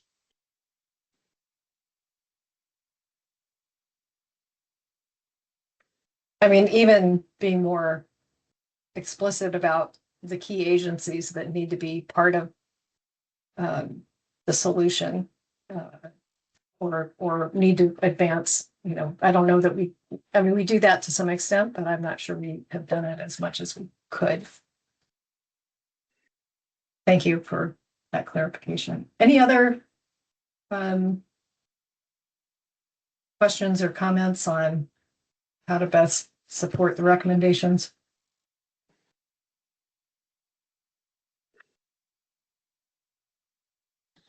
Really appreciated Representative Gamba's comment on that. Or comment on. Stop sharing. I'm going to the stop sharing tone. my slides, but if we could bring the main slide deck back up, Jen, I'd appreciate that. You've got some next steps that we want to cover. Sharing now. Thank you. And I'm not sure I see Senator Golden still on, but maybe He had to leave. Rep Gamba, maybe you can, the bill that was mentioned, the economic development bill, if you can put the number in the chat. I can endeavor. I can't remember my own bill numbers, along 100 other. We can follow up. We are going to be doing a legislative recap next month, and so we can put it up next month too. Yeah. I mean, that bill was to some degree mitigated, but it still has potential issues. Thank you. Okay, back to you, Jeff. Okay, so as we discussed earlier, the commission's going to be approving the work plan in April. So look forward to that. We'll be compiling all this information gathered today and keep the whiteboard open for another week. And we'll put together the plan and provide that in advance of the April 10th meeting. The biennial report will also be having that as an ongoing topic at future meetings, since it's not due until the fall. So public comments are open for both the work plan and the report and can be shared with the commission by March 27th. So to be able to submit comments on that for the public, you can use the OCAC inbox, and the email address is shown there on the screen. There will also be additional opportunities for public comment on the report at upcoming meetings, since it's not due until later this year. Next slide, please. So this is the next step slides. Kathy or Chair, do you want to take this?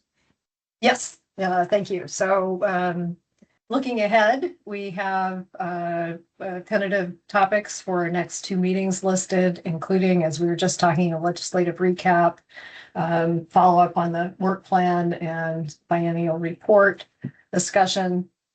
We also anticipate, as we heard at the top of the meeting, that OWEB and Oregon Department of Fish and Wildlife are going to come and talk to us more about the resilience executive order and how we can support that effort. We'll hear again from the transportation, Oregon Department of Transportation, on the analysis that they're doing of progress towards the transportation strategy. And I think that speaks, Commissioner Wasserschutz, sorry, it's getting late in the meeting. Commissioner John, I'm going to go with that. It gets to some of the questions you were asking or points you were making about what would be helpful in the other biennial report. But I think, we are going to dig into that a little bit more in April. And we will continue our dive into the sequestration and storage goals for natural and working lands. And then in May, we will hear tentatively at this point, hear more about the Executive Order 25-29 that's on clean energy. We'll hear more about the Tigger analysis and kind of get to final discussions around the recommendations from staff on a sequestration and storage goal before we take additional public comment and then vote in June. So that's what's on deck for us over the next couple of months. In addition to that, I just wanted to mention, I wanted to thank our presenters and the commissioners for really digging in on the work session and the whiteboard, and I do hope folks will take a final look and add things over the next week. And we would love to get some feedback from commissioners on the work session format and the use of the whiteboard. What worked, what were the kinks, how could we do this? If we're going to do this again, how should we do it differently? So any feedback you want to give us on that would be welcome as well. And just a reminder that at near the beginning of the meeting, we mentioned that there is an opportunity to provide input on the phase 2 of the Tigger project. So those comments are due by the 27th, I believe. And then a reminder to commissioners, I sent out an email earlier requesting folks to consider whether you would be willing to play the role of vice chair. We are authorized to have both a chair and a vice chair, and we currently don't have one. It is restricted to voting members. If you are willing to be considered to fill that role as vice chair, please do let Jeff and I know, and it'd be nice to hear from you within the next week, just so we can move ahead with that. And the email that we sent out had some description of the expectations and we're happy to talk about what the time commitments might look like on that as well. So please do let us know if you're willing to be considered. The governor selects a vice chair, so we would be forwarding the folks that were interested to the governor's office for a decision. Any other comments for the good of the order?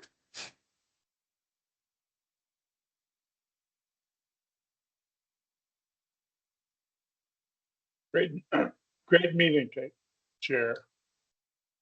Thank you, Commissioner McNichol. Thank you. With that, I will close the March 13th meeting of the Oregon Climate Action Commission. And thank you all for all your great thoughts and attention today. And thank you to those that joined us. Thank you.